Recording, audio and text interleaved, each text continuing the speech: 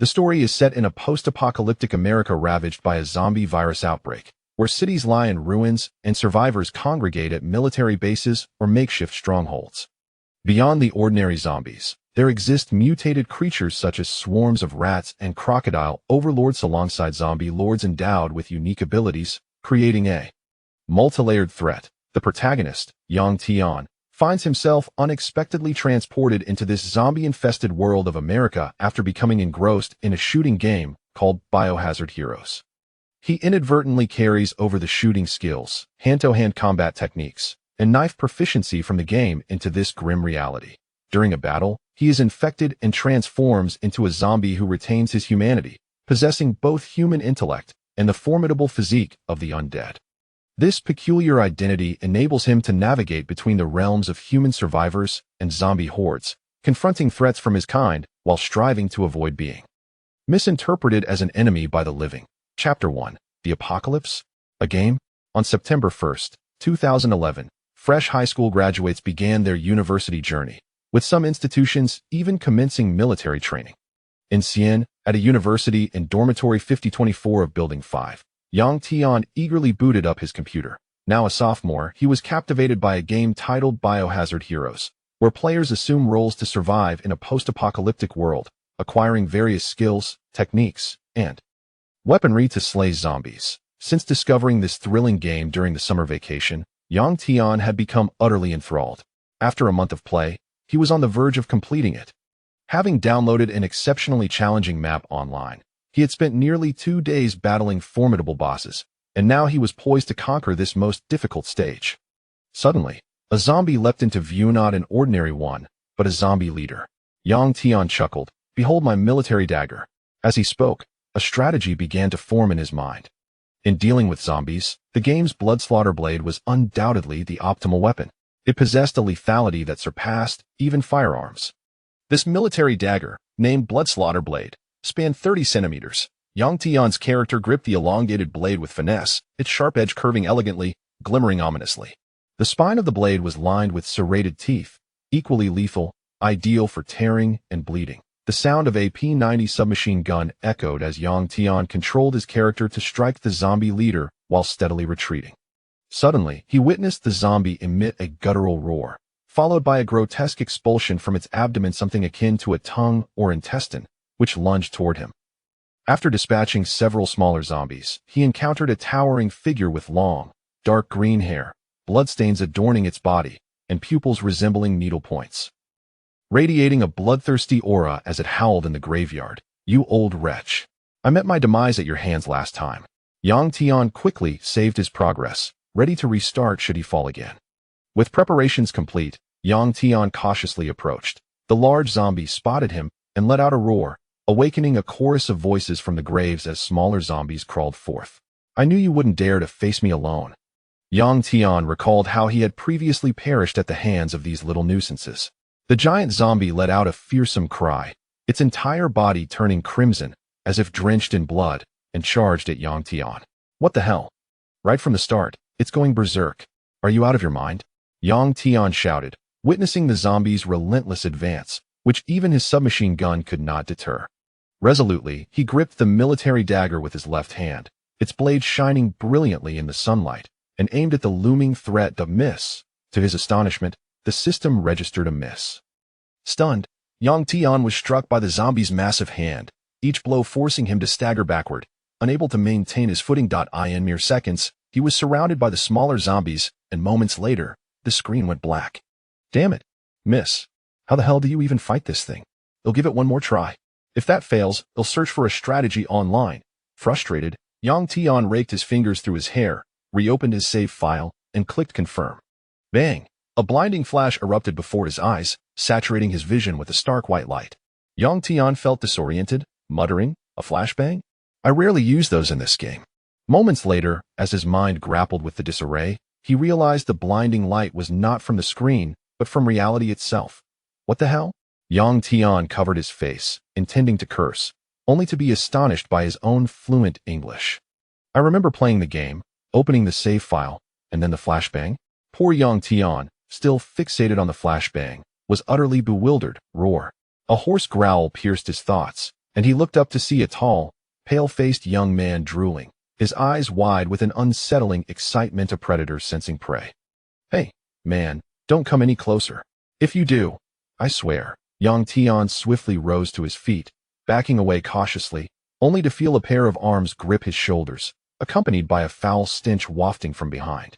Observing a woman rising sluggishly and the young man approaching with deliberate slowness, Yang Tian retreated further, desperately searching for any weapon that might afford him protection. "Hey, you two, I mean no disturbance to your private little affair. Please, just stay away from me." The pair, seemingly devoid of reason, paid no heed to Yang Tian's plea, inching closer while extending their arms to seize him. Having witnessed countless zombie films and played numerous zombie games, Yang Tian's instincts kicked in, leading him to a grim conclusion. His earlier denial was merely a self-deception, a futile attempt to convince himself that he still dwelled in the warmth of the sunlit world. Yet now, it seemed, perhaps, it might no longer be possible that as he continued to retreat, his foot suddenly stumbled, causing him to fall onto a coffee table. Propping himself up with his hands, he caught sight of a medium-sized kitchen knife lying on the table, beside a decaying fruit swarming with flies that buzzed angrily at his intrusion. Faced with the encroaching zombies, Yang Tian disregarded all hesitation, seizing the kitchen knife. As the undead couple drew nearer, vivid images of knife techniques flickered in his mind, as if ingrained in his very being. The muscle memory of this new body guided him, executing a flawless knife dance. Yang Tian was momentarily taken aback, but the zombies would not allow him a moment's contemplation. The male zombie lunged at him, its gaping maw exuding a ghastly stench. With his left hand extended, Yang Tian deftly sidestepped to the right, grasping the zombie's arm, and yanked it forcefully. The zombie tumbled onto the coffee table, and before it could rise, he drove the not-so-sharp kitchen knife into the back of its head. The fluidity of his movements felt as if they were choreographed, making Yang Tian acutely aware that this body was not truly his own. In truth, it had never belonged to him. Yang Tian drew a fruit knife, enduring the tumultuous churn in his stomach that threatened to induce nausea. He gazed at the slowly advancing female zombie and delivered a powerful kick to her abdomen. The zombie emitted an indistinct, guttural roar as she staggered backward. Seizing the moment, Yang Tian dashed forward, thrusting the not-so-sharp fruit knife directly into the zombie's forehead. Crimson blood began to flow steadily downwards. With a thud, Yang Tian collapsed onto the ground, gasping for breath, drenched in cold sweat.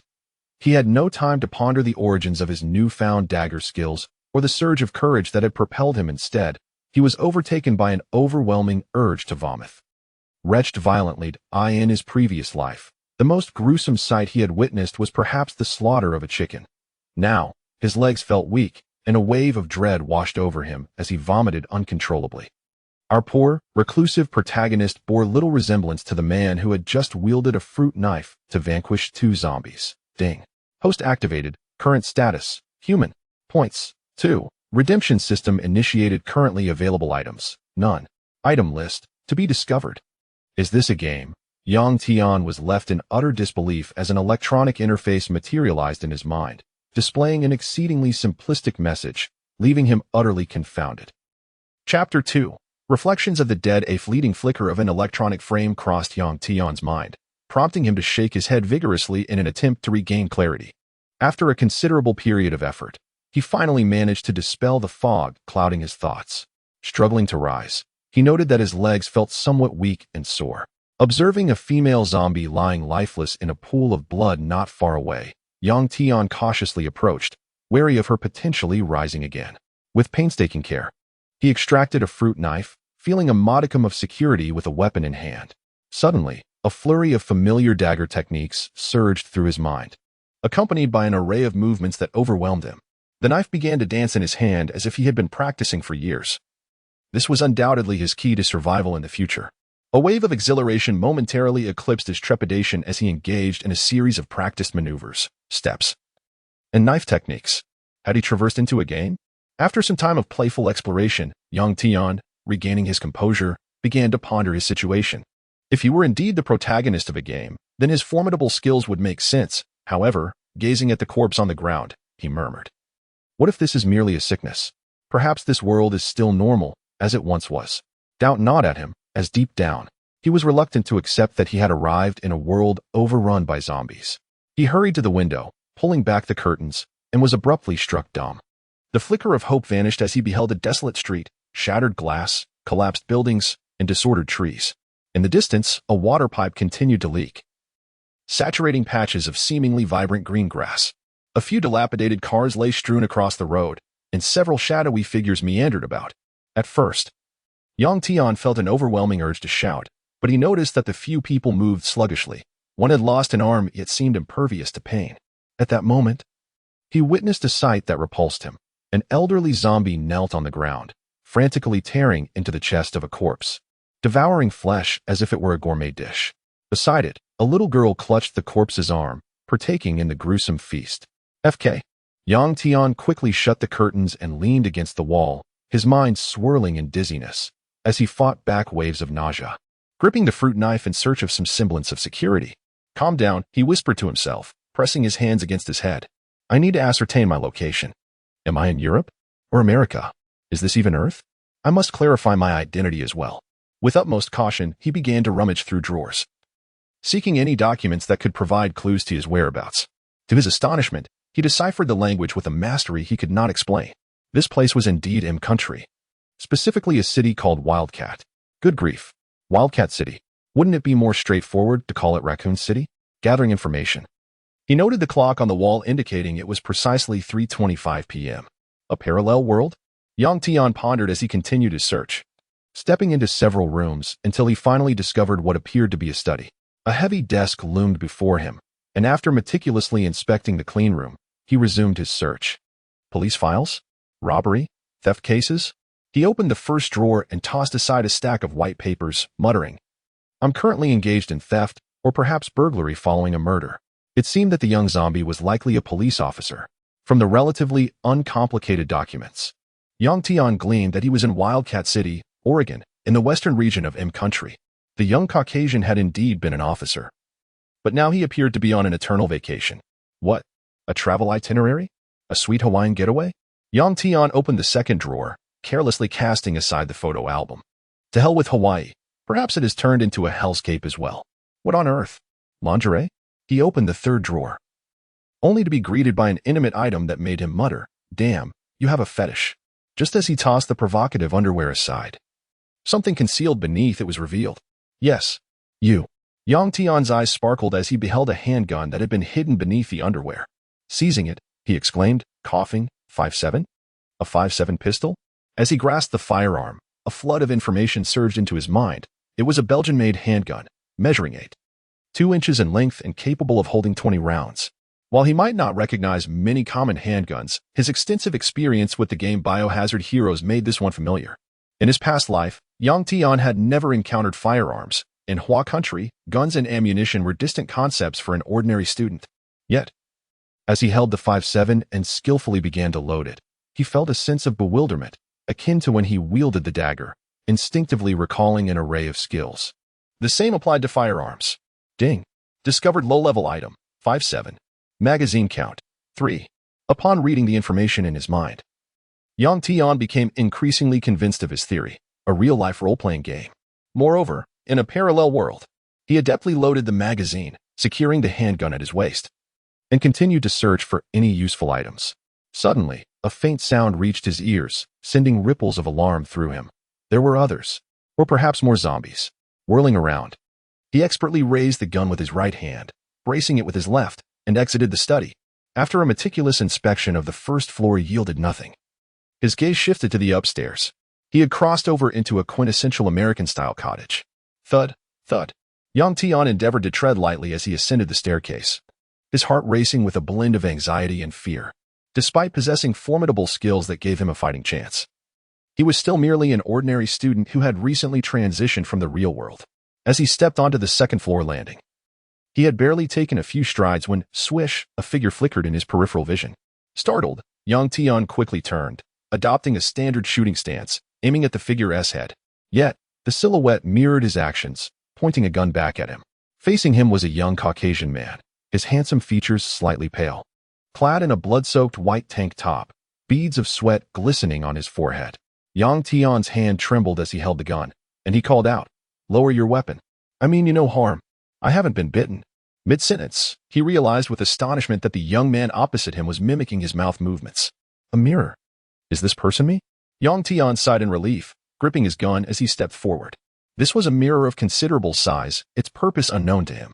No wonder he hadn't recognized himself earlier. In his previous life, he was a standard yellow-skinned youth, while in this world, he had become a Caucasian. It dawned on Tian that in his panic, he had neglected to examine his appearance until now. Tian felt compelled to whistle. The tall figure in the mirror boasted a strikingly aesthetic physique, not bulging like a bodybuilder but radiating latent explosive power. His body and skills were indeed the currency of his survival, as Tian was acclimatizing to his newly acquired physique. A middle-aged zombie abruptly materialized from the door to his left. Its murky eyes glimmered with a sinister thirst for blood, while its mouth and face were smeared with crimson. Droplets cascading onto the carpet as if it had just feasted. With arms outstretched and a gaping maw, it lunged toward Tian. Momentarily paralyzed by shock and panic, he instinctively raised his firearm and fired a shot directly at the creature's head. The mirror shattered with a resounding crash, fragments scattering across the floor. Tian's pupils constricted violently as a putrid stench wafted from behind him, assaulting his neck with its foul presence. Chapter 3, Codename Python Jessica. A wave of terror engulfed Tian. Before him stood a mirror. Thus, the zombie had appeared behind him on the left. With a sudden bend, Yang felt a rush of wind pass by his upper body, as a heavy weight bore down upon him. Yet his arm merely grasped at emptiness. He stomped his foot, shouldering the weight of over 100 kilograms, and with a forceful shove, he propelled the lunging zombie away. His right hand, gripping the firearm, proved useless. Instead, with a swift motion of his left hand, he drew a somewhat dull fruit knife from his waist, skillfully flipping it into a reverse grip. In an instant, he closed the distance, slicing horizontally at the zombie's neck. Hiss. Perhaps it was a matter of force or angle. But the dull fruit knife glided across a significant portion of the black zombie's neck, with a small part of the skin still clinging to the flesh, desperately resisting.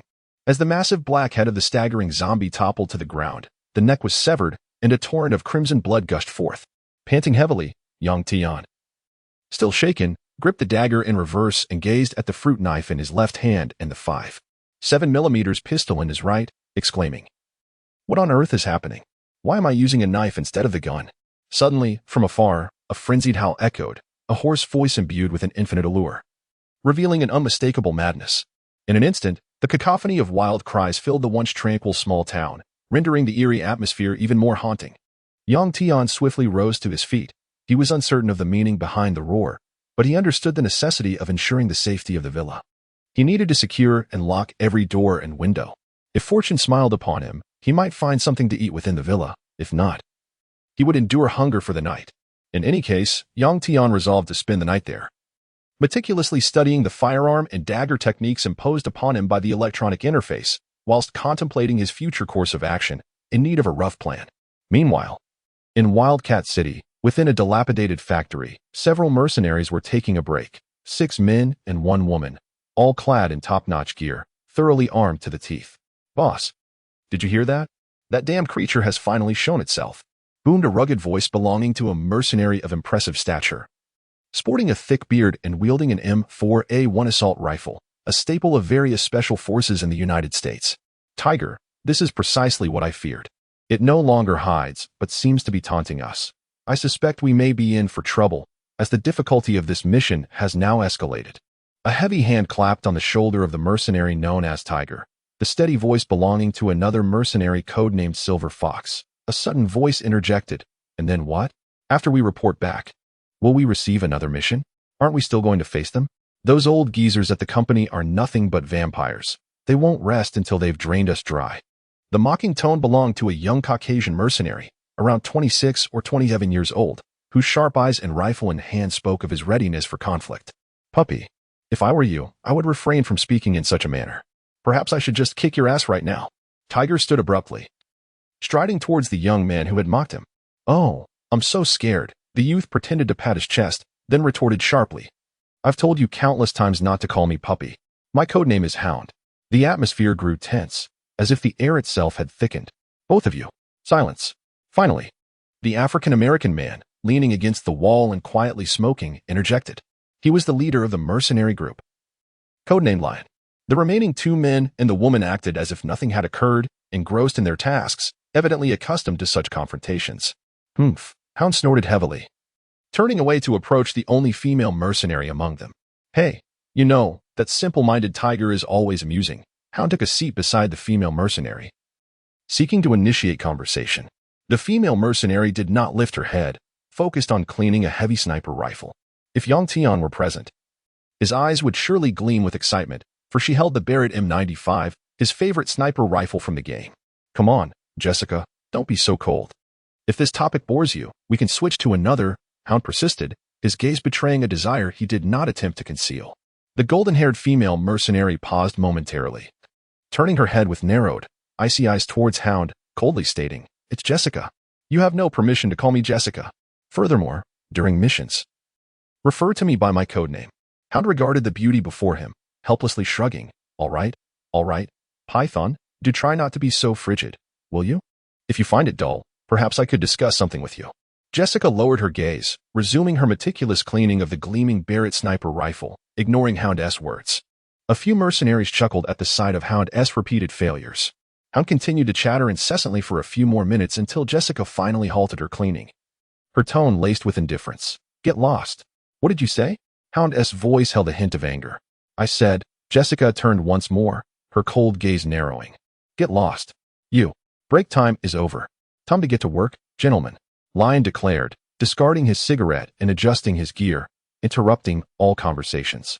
Jessica scoffed, hoisting her heavy sniper rifle and striding out. Damn it, one day, I'll have you kneeling beside me, begging. A glint of malice flickered in Hound's eyes as he spat. Not far off, Jessica furrowed her brow slightly, a glint of murderous intent flashing within her cold gaze. Chapter 4. The Mercenary Squad. 3 days later, a young man cautiously walked alongside a building, clutching a sharp dagger in his hand. Every so often, he would flick the blade with a flourish, as if it were an unconscious gesture. This young man is our protagonist, Tian. During these past few days, Tian had discovered some useful items, such as a map and the dagger he now held. He had also slain several zombies, earning himself a total of 9 points in the system, though he remained unable to access the exchange function. At this moment, Tian's brow furrowed in worry. He had fought against zombies, rapidly integrating various skills with firearms, knives, and agile footwork. However, as days passed, he noticed the number of zombies dwindling. Up until today, the street before him was devoid of any undead presence. This scene was exceedingly strange. The once wandering zombies, like lost souls, had seemingly vanished. Although the zombies were nowhere to be seen, Tian continued to tread carefully. His destination was a supermarket, which, according to the city map, was the closest one to the house from which he had traversed into this world. While he had found some canned food in the house to stave off hunger, it had run out, compelling him to take the risk of venturing to the supermarket. Just as he had observed from the second floor of the house over the past few days, the number of zombies had diminished, and now, astonishingly, there were none at all. Tian felt a mixture of relief and confusion because the sheer number of zombies in the city had been overwhelming. The cacophony of roars that night echoed this truth. Suddenly, Tian froze in place, standing utterly still. A fiery sensation prickled at the back of his head. Gradually, he raised his hands, the dagger glinting in the sunlight, casting a dazzling reflection. As he slowly opened his palm, the dagger clattered to the ground.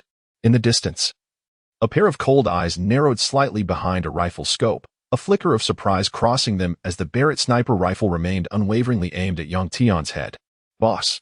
Jessica exclaimed suddenly. A human. The leader, known as Lion, raised an eyebrow. Now, an ordinary human dares to walk openly on the streets? And where have all the zombies gone? The fiery sensation at the back of Tian's head dissipated, and he let out a sigh of relief as he picked up the dagger from the ground, discreetly pressing the butt of a Type 57 pistol concealed at his waist. In the distance, 3 cars sped towards him. The vehicles gradually came to a halt, their doors swinging open. A young mercenary leapt out mockingly saying, Hey, out here catching some sun? How's it feel? Tian paid him no mind, his heart racing with excitement. This was the first group of humans he had encountered since his arrival. Hey kid, I'm talking to you. Are you stunned by the weapon in my hand? The mercenary, known as Hound, raised his M4A1 with a taunting tone that irked Tian. Maybe, Tian shrugged, glancing at Hound, who was clad in impressive gear, and pursed his lips. Greetings. I am the mercenary squad leader, codenamed Lion. It seems you've been having a rough time, Lion remarked, observing young Tian's bloodied white tank top with a smile. Well, as long as I'm alive, that's what matters. The human will to survive is remarkably strong. Young Tian replied casually while sizing up the mercenaries. Suddenly, his gaze sharpened. An instinct warned him of the sniper's threat looming behind him, following the line of the rifle. He looked up and encountered a strikingly beautiful face framed by flowing golden hair, with icy blue eyes glinting with a hint of menace. Her tall, voluptuous figure was undeniably captivating. After a brief glance, Yang Tian shifted his focus to the silver Barrett sniper rifle she held. Hey kid, watch where you're staring. Otherwise, I'll make sure to manage your eyes for you. A cold scoff came from Hound as he stepped forward, reaching for young Tian. Hound, stand down. He.S. not insulting Jessica. Lion interjected, frowning as he easily intercepted Hound's advance. Boss, didn't T.U. hear him making a pass at Jessica? Hound's eyes glinted with malice. He was referring to the rifle, Lion said, furrowing his brow. Hound had always been the troublemaker in the squad, with his aggressive demeanor and brash attitude. Is that so, Jessica? Hound turned to Jessica, hoping she would dismiss young Tian's remarks, providing him an excuse to retaliate against the young man. However, to his surprise, Jessica regarded young Tian with keen interest, seemingly unfazed by the earlier exchange. The perpetual coldness in her eyes sparkled with a hint of intrigue, which only intensified Hound's cold glare towards young Tian. Jessica had heard young Tian muttering about the Barrett M95 in his reverie. She could not fathom why he was so familiar with the weapon. But it was not merely this familiarity that piqued Jessica's interest. It was what transpired in a fleeting moment. As Hound lunged to strike young Tian, the young man deftly executed a flourish with his dagger, reversing his grip with a slight bend of his body, exuding a barely perceptible aura of lethal intent.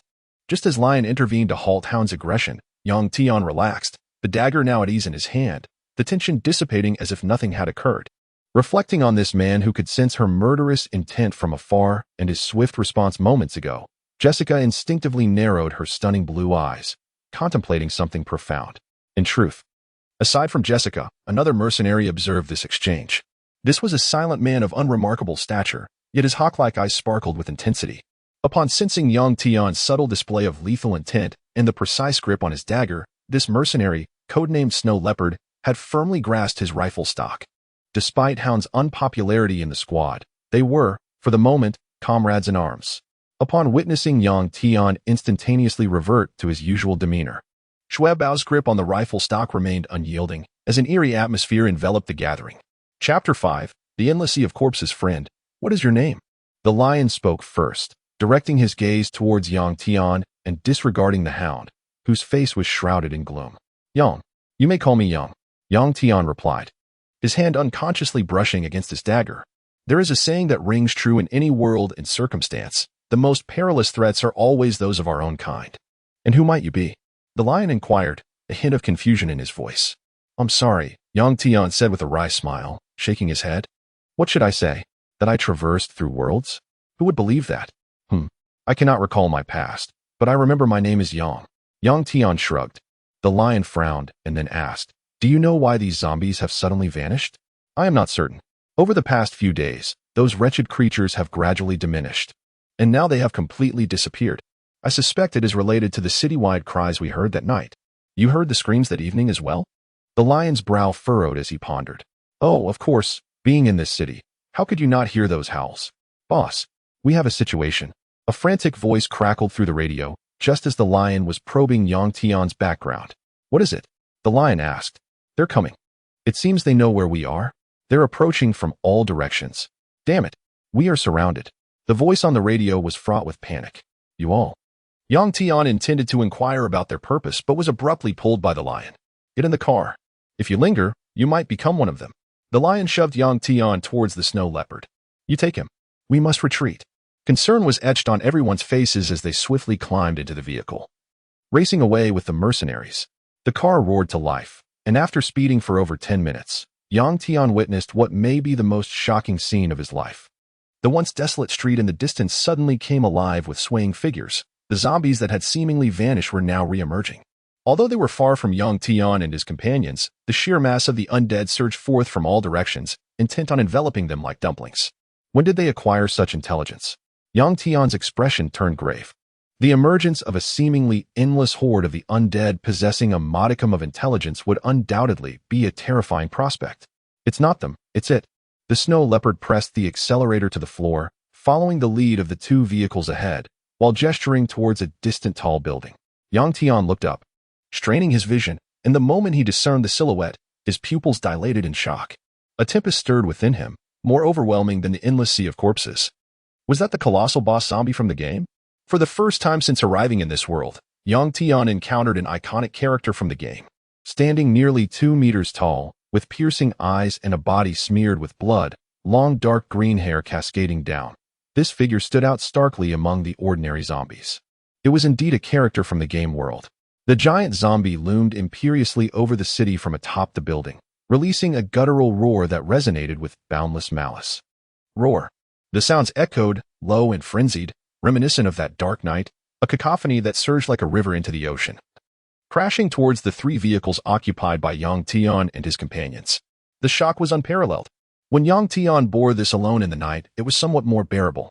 But now, as the focal point, he felt the bloodthirsty aura and murderous intent bearing down upon him like a violent tide. Having only slain a few zombies, Tian began to tremble uncontrollably. Damn, you cursed mercenaries. I might really die at your hands. Tian gripped his dagger tightly, his fingers turning pale from exertion. Kid, listen, I understand your feelings right now, but complaining will do you no good. There might be a way to save you. The usually taciturn snow leopard finally spoke up. What? Tian looked at the resolute snow leopard, inquiring. Pray to that old immortal, God. Pray. Yes, pray.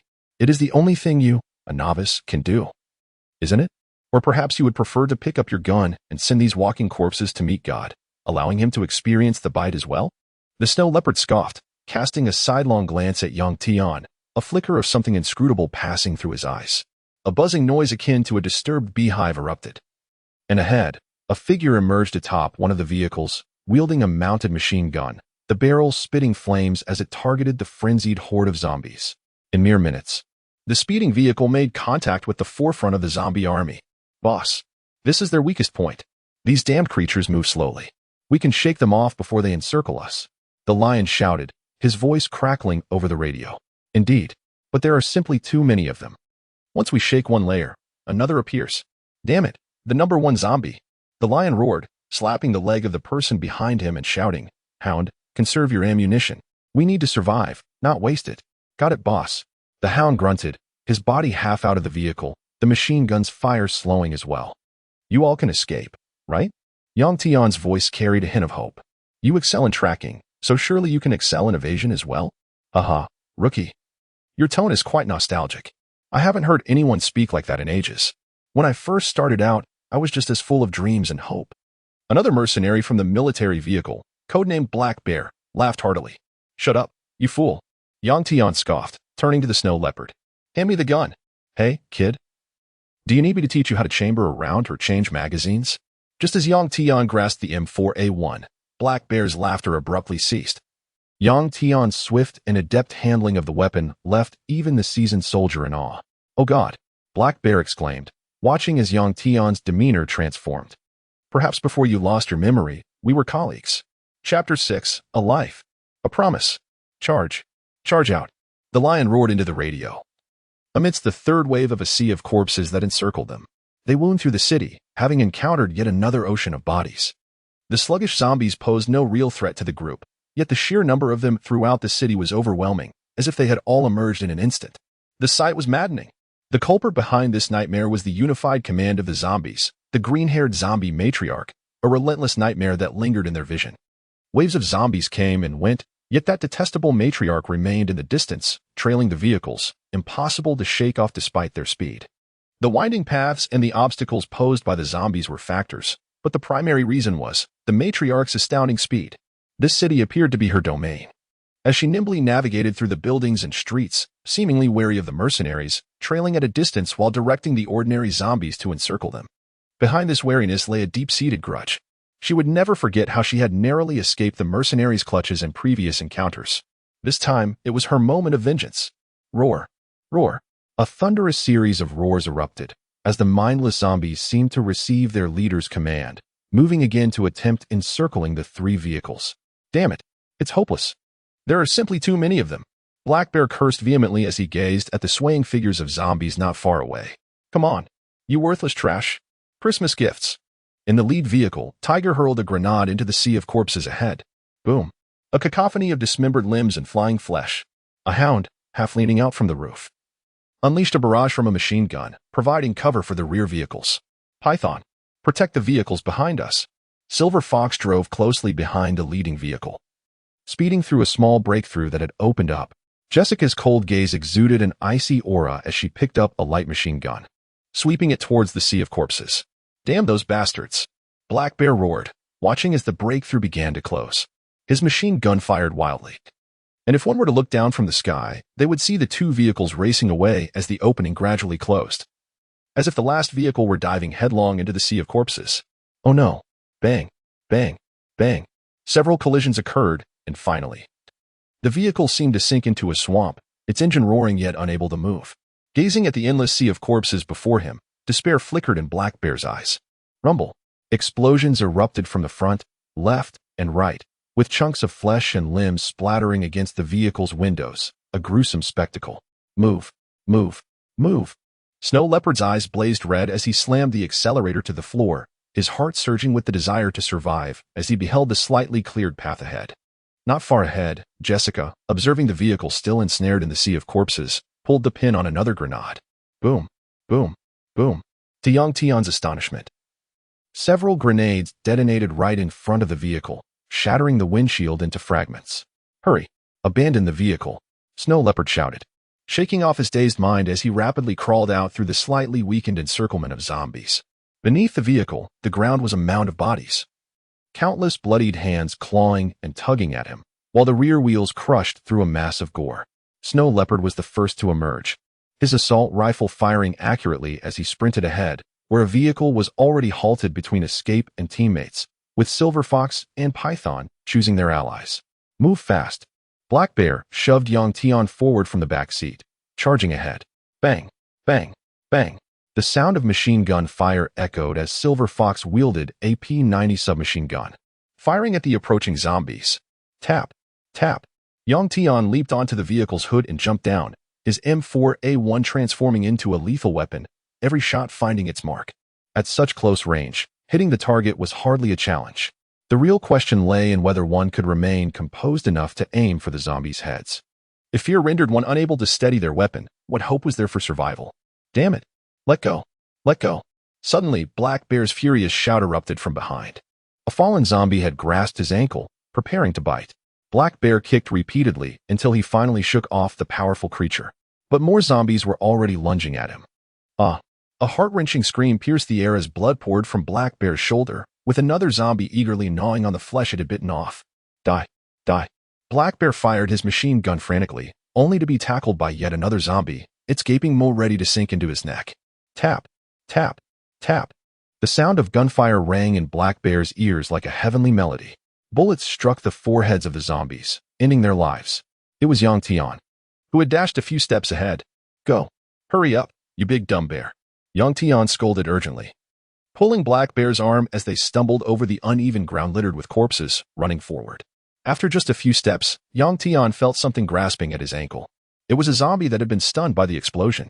Young Tian swiftly reached for his waist, skillfully firing a round from his Type 57 pistol, hitting the target squarely in the forehead. At that moment, sensing the urgency, young Tian hoisted Black Bear up, twisting his arm as another zombie lunged at them, collapsing lifelessly to the ground. They could no longer afford to waste time. The horde would only grow. Zombies filled the left, right, and back. Although the path ahead had been temporarily cleared by grenades, it was still swarming with the undead. Losing an arm or a leg meant little to them. Most of them were merely dazed from the explosions, and a few had already begun to rise again. Damn it, we need to move faster. Yang Tian cursed, feeling the encroaching tide of corpses from all directions, his anxiety growing. You go on. Suddenly, a deep voice whispered in his ear. In this blood-soaked hell. The words felt unbearably heavy. What nonsense are you talking about? What do you mean? Yang Tian was taken aback, a sense of dread creeping into his heart. No one can be healed after being bitten. Becoming one of them is just a matter of time. Black Bear's face turned pale, forcing a smile that barely curved his lips. You. Yang Tian looked into his pleading eyes and instinctively nodded. In this hell of shattered limbs and blood, amidst the tide of corpses, on this battlefield where their lives hung by a thread, Black Bear revealed a rare smile, joy gradually replaced by sorrow in his gaze. He pulled out several grenades from his pocket and turned to walk back. That sorrowful smile haunted Yang Tian's mind as he watched the solitary figure, quietly facing the overwhelming tide of corpses. To Yang Tian, the scene was painfully vivid. Is this truly a game? Chapter 7. Dead and No. No. Will. The silver fox's eyes brimmed with shock and sorrow as he watched the black bear gradually engulfed by the tide of corpses, letting out a heart-wrenching roar. The entire world seemed to fall silent. Yang Tian stood there, dazed. Such scenes were only ever witnessed in films. Experiencing it firsthand, he found it profoundly shocking. Gone was the dismissive attitude he once held while watching movies, replaced by an overwhelming sense of dread. As he gazed at the black bear being consumed by the zombies, his heart surged with a deep unease, akin to the weight of 1,000 stones pressing against his chest, rendering him unable to move. You bunch of scoundrels. The silver fox screamed in a frenzy, lifting the P-90 submachine gun once more and firing wildly, his eyes ablaze with bloodlust. Bang! A zombie near Yang Tian crumpled to the ground, its eyes wide open as it departed from this world, just a step away from savoring its delectable prey. The sound of the zombie's fall jolted Yang Tian back to reality, and he finally realized he was teetering on the brink of hell, if he did not escape soon. The time the black bear had sacrificed its life to gain would vanish in an instant. In the distance, Jessica held her rifle steady, her cold gaze piercing through the scope, observing all the zombies surrounding Yang Tian. Yet, her perpetually indifferent eyes glimmered with a hint of red, revealing the emotional turmoil beneath her icy exterior in the face of a comrade's death. Yang Tian clenched the pocket watch in his hand and sprinted forward. Bullets whizzing past him, each shot striking down a zombie attempting to approach him 50 meters, 30 meters, 20 meters. The sound of a car engine roared to life. A mere distance of a few dozen meters felt infinitely perilous, life and death hanging by a thread. As Yang Tian reached the vehicle, it had already started moving. He ran desperately, striving to board the car, which had transformed from a mere vehicle into a beacon of hope for survival. The speeding car swung open its door, and a delicate hand reached out. Without hesitation, Yang Tian grasped it, placing his foot against the car's side, and with a forceful push, he tumbled into the back seat. The car accelerated in an instant, roaring away, accompanied by the sounds of zombies being struck aside. Thank you. Yang Tian gasped, drenched in sweat, managing to utter a few words. Suddenly, a dark gun barrel was aimed at his forehead, and the menacing aura emanating from Jessica caused the temperature within the car to plummet. Yang Tian's pupils dilated slightly as he stared at the woman before him, an eerie atmosphere enveloping the vehicle. With the gun trained on Yang Tian, Jessica slowly parted her lips to utter a chilling remark. You had better honor his sacrifice. We have contacted the base. They will dispatch a helicopter to rescue us. It should arrive in about an hour. The silver fox's voice was filled with elation. Then, after a moment of silence, Lion finally spoke. The building ahead. We need to go in and fortify. What? Boss, do you know what that means? Entering the building. Once surrounded, we will be utterly deprived of hope for escape. The silver fox shouted in agitation. Aren't we already in the same predicament? Surrounded with no way out. A sigh came through the radio from Lion, his simple statement plunging everyone into silence. Indeed, they were encircled by an endless horde of zombies, and their numbers were rapidly increasing. Every zombie we kill is a gain. A rough voice suddenly emerged from the radio. I will use my last bullet and the final grenade. Take a few more down with me to hell. Don't be so pessimistic. We only need to hold out for an hour. Lion's voice rang out again. The rooftop of that building seems suitable for a helicopter landing. That light remark awakened the survival instincts of everyone present. The green-haired mother organism watched the mercenaries swarm into the building, a glint of bloodlust flickering in her murky eyes. Another furious roar erupted from her. Rah! A series of low, guttural sounds began to coalesce into a deafening wave, as if challenging or protesting. Slowly surging towards the building, seemingly endless. The streets overflowed with zombies, stretching out of sight. This won't do. Boss, it's too difficult to defend here. This damned office building has too many staircases. The silver fox scanned the massive structure, his brow furrowing immediately. Tiger, see if you can set up some explosives. Every defensive point we can eliminate is a point gained. Lion glanced at Tiger, who was wielding the Devastator, a modern version of the MG-42, renowned for its formidable firepower and ample ammunition. Just as Tiger prepared to implement the demolition, the Silver Fox's voice sounded somewhat dejected. But we have no equipment left. All the gear is on the last vehicle, with the black bear. His tone was bitter, bringing a hush over the group. Enough with the lamentations. Hurry. The zombies outside won't grant us time to grieve. Lion bellowed when he sensed the atmosphere was off. Upstairs. To the rooftop. Quickly. We're too few on this floor. With too many passages to defend, we can only secure the rooftop exit. Fox, hand me some grenades. I'll give them a feast. Tiger's eyes sparkled with fervor as he took 7 or 8 grenades while pulling out a few electronic devices. They had separated from the main group on the 6th floor. As they raced to the 8th floor, they could see the mad tide of zombies surging in from the 1st floor. At a glance, young Tian spotted the green-haired mother organism, and she too stared back with piercing eyes, a rich bloodlust flickering within. Click! The sound of the weapon being readied echoed. The python expertly positioned the gleaming Barrett M95, her cold eyes narrowing as she meticulously locked onto the mother organism within the horde. Roar! The mother organism seemed to taunt, letting out a fierce roar directed at Jessica. 1 human and 1 zombie, separated by 7 floors, locked in a fiery gaze. Bang! Without hesitation. Her slender fingers pulled the trigger, and in the blink of an eye, the mother organism vanished from sight, a normal zombie taking the shot instead, thudding to the ground. The silhouette of the mother organism reemerged, her murky eyes betraying a hint of murderous intent as she let out another thunderous roar. Rah! The previously lethargic horde of ordinary zombies suddenly surged forward, frantically racing towards the upper floors, the exits around them becoming engulfed in a dense mass of undead. With a swift motion, the python pulled the bolt back, aiming downwards again, only to find the mother organism had vanished, obscured within the vast sea of zombies. Chapter 8. The Incomplete Template, Poor Young Tian. Here. The only exit to the rooftop. We are guarding this final layer. The last passage is significantly reduced, making it suitable for defense. Only in dire circumstances should one ascend to the rooftop. That is our ultimate line of defense. The lion meticulously surveyed the terrain and addressed the group. Tiger, hold the eastern passage with unwavering resolve. Young and Python, coordinate with him. This is the most challenging location. Do you have confidence? Boss, they must step over my corpse to ascend. The tiger caressed the long MG3 destroyer in his hands, a bold smile adorning his face as he strode toward the eastern safe passage. Kid, from this moment forth, you are one of us. Remember this, with teammates, there lies hope for survival. The lion spoke gravely, tossing a radio to young Tian, and continued. Now, I shall give you a code name. You shall be called Puppet. Without hesitation, Yang Tian declared, Code name Puppet.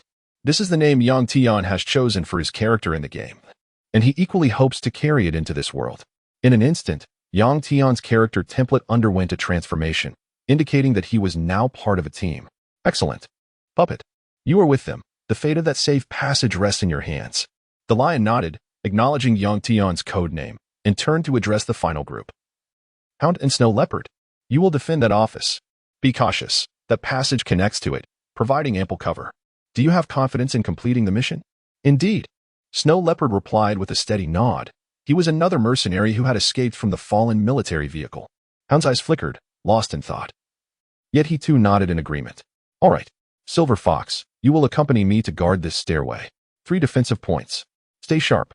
We have 54 minutes until our escape. Give it your all. Once we are out, drinks are on me. The usual place. The Rose Bar. The lion bellowed. A loud whistle pierced the air, and the tiger laughed heartily. Aside from my wife, the destroyer, I adore that barmaid. For beauty. For fine wine. Yet, no one echoed his sentiment. The atmosphere remained heavy with silence, as even the usually boisterous black bear had vanished, uncertain of whether he had reached heaven or hell. The final layer was evidently the office space for the company's upper management. Despite its spaciousness and elegant decor, it felt somewhat desolate, with only 3 entrances, the stairway, the safe passage, and the emergency exit leading into one of the offices. The elevator, of course, was out of service and thus excluded. The lion positioned grenades methodically and skillfully set up his heavy machine gun while briefing Silver Fox. Suddenly, from a distance, the tiger's roar echoed. Brothers. Attention! Young Tian's team, closest to the tiger, immediately turned their gaze toward him, while Snow Leopard and Hound had already vanished into the vast office, evidently unaware of the tiger's call. The tiger glanced at his watch, muttering, 54,321. Merry Christmas. Boom.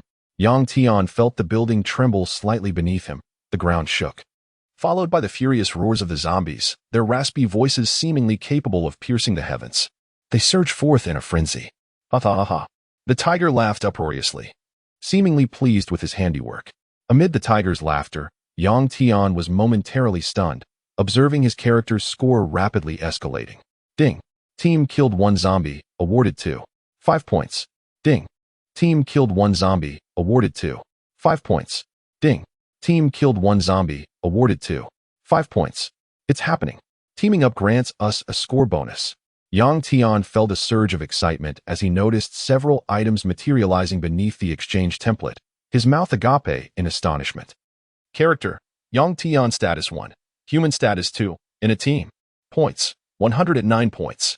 Previously 9 points. Exchange list status: open, not fully. Currently showing items under 100 points. Yang Tian hurriedly opened the exchange list, only to find it filled with items from the game store. Upon first glance at the 5.7 pistol he already possessed, he nearly stomped his feet in frustration. Even the basic 5.7 pistol required 60 points. What a joke.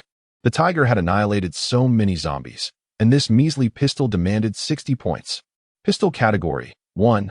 5.7, requires 60 points. 2. Elites, dual pistols from CS. Requires 80 points. Item category: flashbang, smoke grenade. Boom. Accompanied by the tiger's laughter, another explosion erupted, and Yang Tian's exchange points surged once more, skyrocketing to 206. 5 points. Yang Tian disregarded everything else and quickly checked the exchange list, discovering an influx of new items. Pistol category: requires 150 points, revolver, requires 180 points, and so on. Submachine gun category: 1. P90, requires 140 points. 2. MP5, requires 160 points, and so on. Item category, and so on. As Yang Tian pondered how to maximize his meager points, he suddenly heard the tiger's exuberant shout, "Merry Christmas! Send my regards to the Almighty." Boom. Another earth-shattering explosion. And Yang Tian's open automatic rifle page suddenly displayed several lethal weapons. "Tiger, I love you," Yang Tian exclaimed with excitement, as his points had reached 321. 5. The exchange item list had expanded to 320, revealing several enticing options.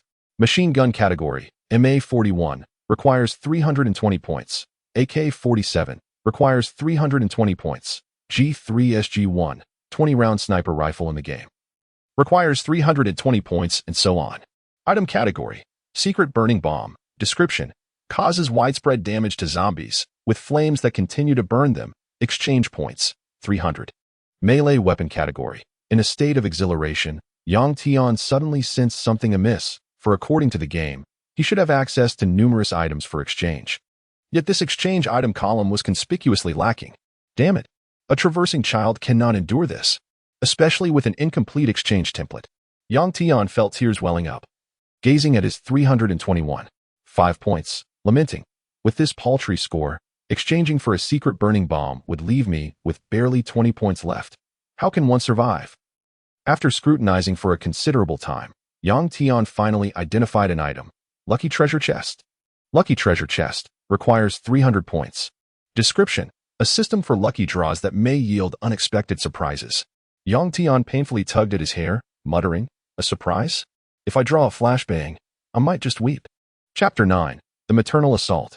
Attention! They are coming. After a tense wait, the roar of the lion erupted from the radio, and the machine gun spewed forth long tongues of fire, heralding the onset of battle. "Come on, you wretched scum. Taste the bullets of your grandfather." Before long, the howls of tigers joined in, and sporadic gunfire began to echo from the distant office. The brutal conflict ignited in an instant. "Survive this wave of attacks. We will have a brief respite." The tiger, gripping his weapon, continued to fire precise shots, occasionally unleashing a spray of bullets. The safety passage was quickly buried under a pile of corpses. Given the narrowness of the passage, they faced no more than 4 or 5 zombies at a time. So there was no thought of retreat among the group. They were fully capable of holding their ground, even as the zombies advanced inch by inch. A respite? Yang Tian was taken aback, unsure where the tiger's statement originated. "Haha, you broken puppet. I just provided them with a meal." By the time the explosion occurred, the vanguard of the zombies had already crossed a great distance. "This means they will experience a certain delay." The tiger chuckled slyly. The python's slender fingers tightened around the trigger, and one by one, zombies fell to the ground, struck in the forehead. Their wide eyes seemingly still envisioning the prey they wished to consume. Then the python coldly remarked, 7 or 8 passages converge into 3, even if there is a delay. It will not last long. Most importantly, if the maternal entity is not directing them, that would be even better. Support. Requesting support. An urgent voice suddenly crackled through the radio. Those words left everyone stunned. Had it only been a few minutes? Already asking for support? Hounds. What is happening? The lion roared, the sound of machine gunfire still audible over the radio. The maternal entity. The maternal entity is coming from our direction. Panic and fear tinged the hound's voice. What? FK. The tiger and lion shouted almost in unison. Python. Puppet. You two go support them. Quickly. The lion bellowed. But the boss, the tiger. Tian glanced at the tiger, whose fire had transitioned from precise shots to wild sprays, his heart filled with unease. Hurry. Let him hold the line alone. If that side falls, we are all doomed. The maternal entity is far beyond what those two can handle. The lion paused. Then said, Python, it's up to you now. Tian cast a glance at the silent tiger, whose resolute expression indicated that this was the most challenging defense point among the three, yet he was to shoulder it alone. What would the outcome be? Who could tell? As they approached the office, the gunfire intensified, occasionally punctuated by the deafening roar of grenades. Damn it. Fall back. Fall back. They are upon us. Too many. The hound called out as he retreated while firing, the snow leopard maintaining his composure, firing each bullet with precision, stepping backward inch by inch.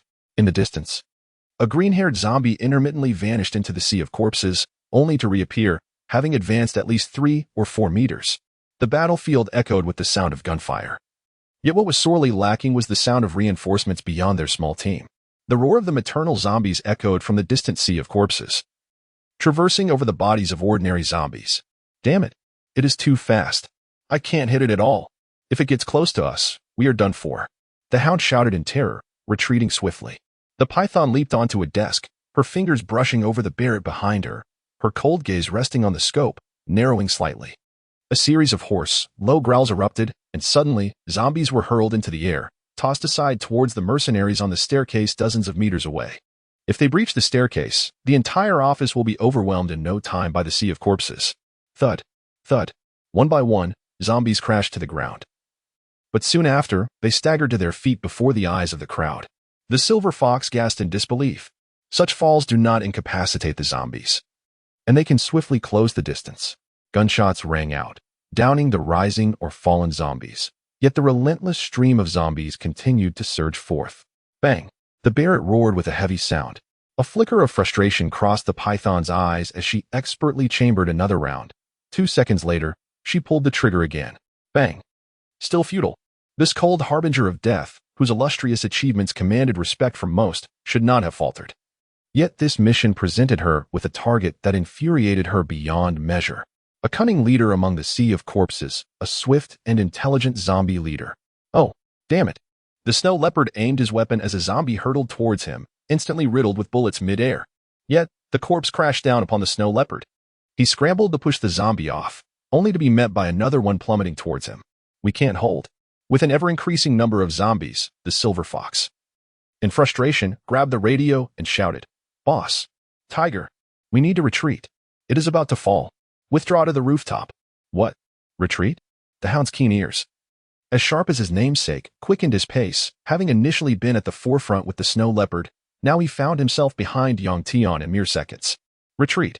As they gazed at the barrage of zombies raining down upon them, the silver fox pulled the pins from his last 2 grenades and hurled them into the distant sea of corpses.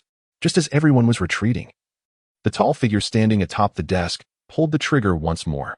Bang! The heavy sound echoed, followed by the anguished howl of a struck zombie. Roar! Ah! A cacophony of despair echoed. The sound was all too familiar. It was the voice of the maternal entity. Did we hit it? Oh, damn it. Python, I commend you. Standing atop the desk, the python Jessica narrowed her eyes, a faint smile finally gracing her cold lips. In the next moment, her eyes widened. In the distance, blood oozed from the maternal zombie's body, yet its frenzied gaze grew even more bloodthirsty, radiating boundless hatred. Simultaneously, a regular zombie hurtled towards Python Jessica with alarming speed. Chapter 10. Jessica's middle finger the grotesque forms of zombies, and Jessica tumbled violently on the ground. A testament to the profound resentment of the progenitor and the immense force behind it. Once the inertia subsided, Jessica found herself pinned beneath a zombie. The creature, its dull mind suddenly ignited by the tantalizing scent of fresh flesh, lunged forward to bite. In a flash, a dagger materialized in Jessica's hand and plunged directly into the zombie's skull. With a powerful kick, she sent the creature sprawling away from her. Just as she regained her footing, yet another corpse hurtled towards her, colliding with her body. Waves of zombies, propelled by the progenitor's fury, surged towards her with astonishing speed and strength. Humph! Jessica, known as the Serpent, scoffed coldly. With a nimble roll on the ground, she seized a fallen Barrett rifle and swung its stock forcefully against a zombie's head.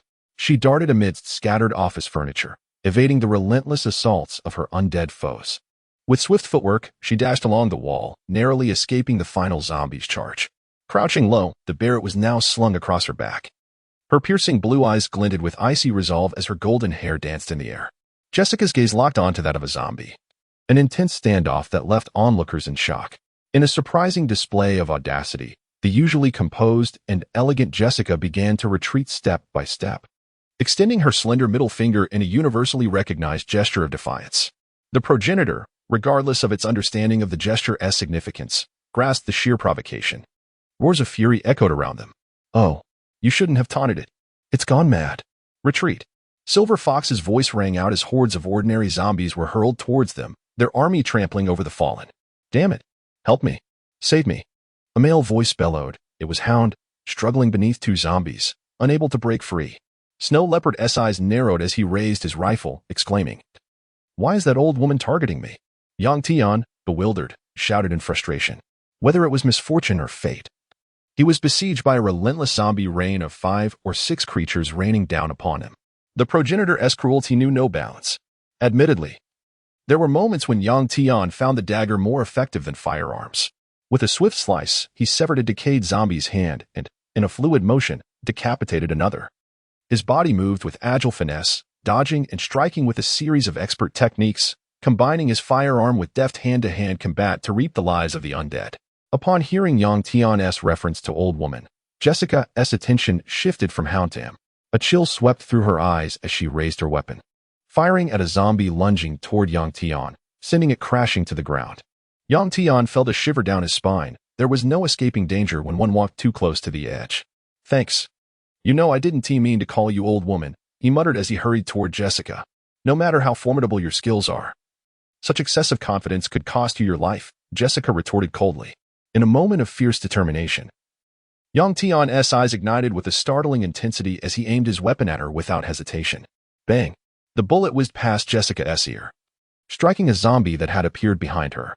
A smirk played on Yang Tian's lips. "You're no different." Jessica raised an eyebrow, her azure eyes flashing with an inscrutable light. "We've got a breach. Hurry. The lion and tiger have likely retreated to the rooftop," Silver Fox called out, observing the fallen zombie at Jessica's feet. In the chaos, yet another zombie knocked down the recently risen Hound and Snow Leopard. "Let me go? Let me go?" Hound, in a frenzy, seemed unable to distinguish between his ally, Snow Leopard, and the undead, thrashing violently to escape. He kicked Snow Leopard towards the two approaching zombies while shouting, "What are you doing?" "Hound, what the hell are you doing?" Both Serpent and Silver Fox yelled in unison. "He infected. He was bitten. He won't survive." Hound exclaimed, sweat pouring down his face as he sprinted away, shoving Silver Fox aside and racing towards the distant exit. The horde of zombies hesitated for a moment, but the price was a life lost.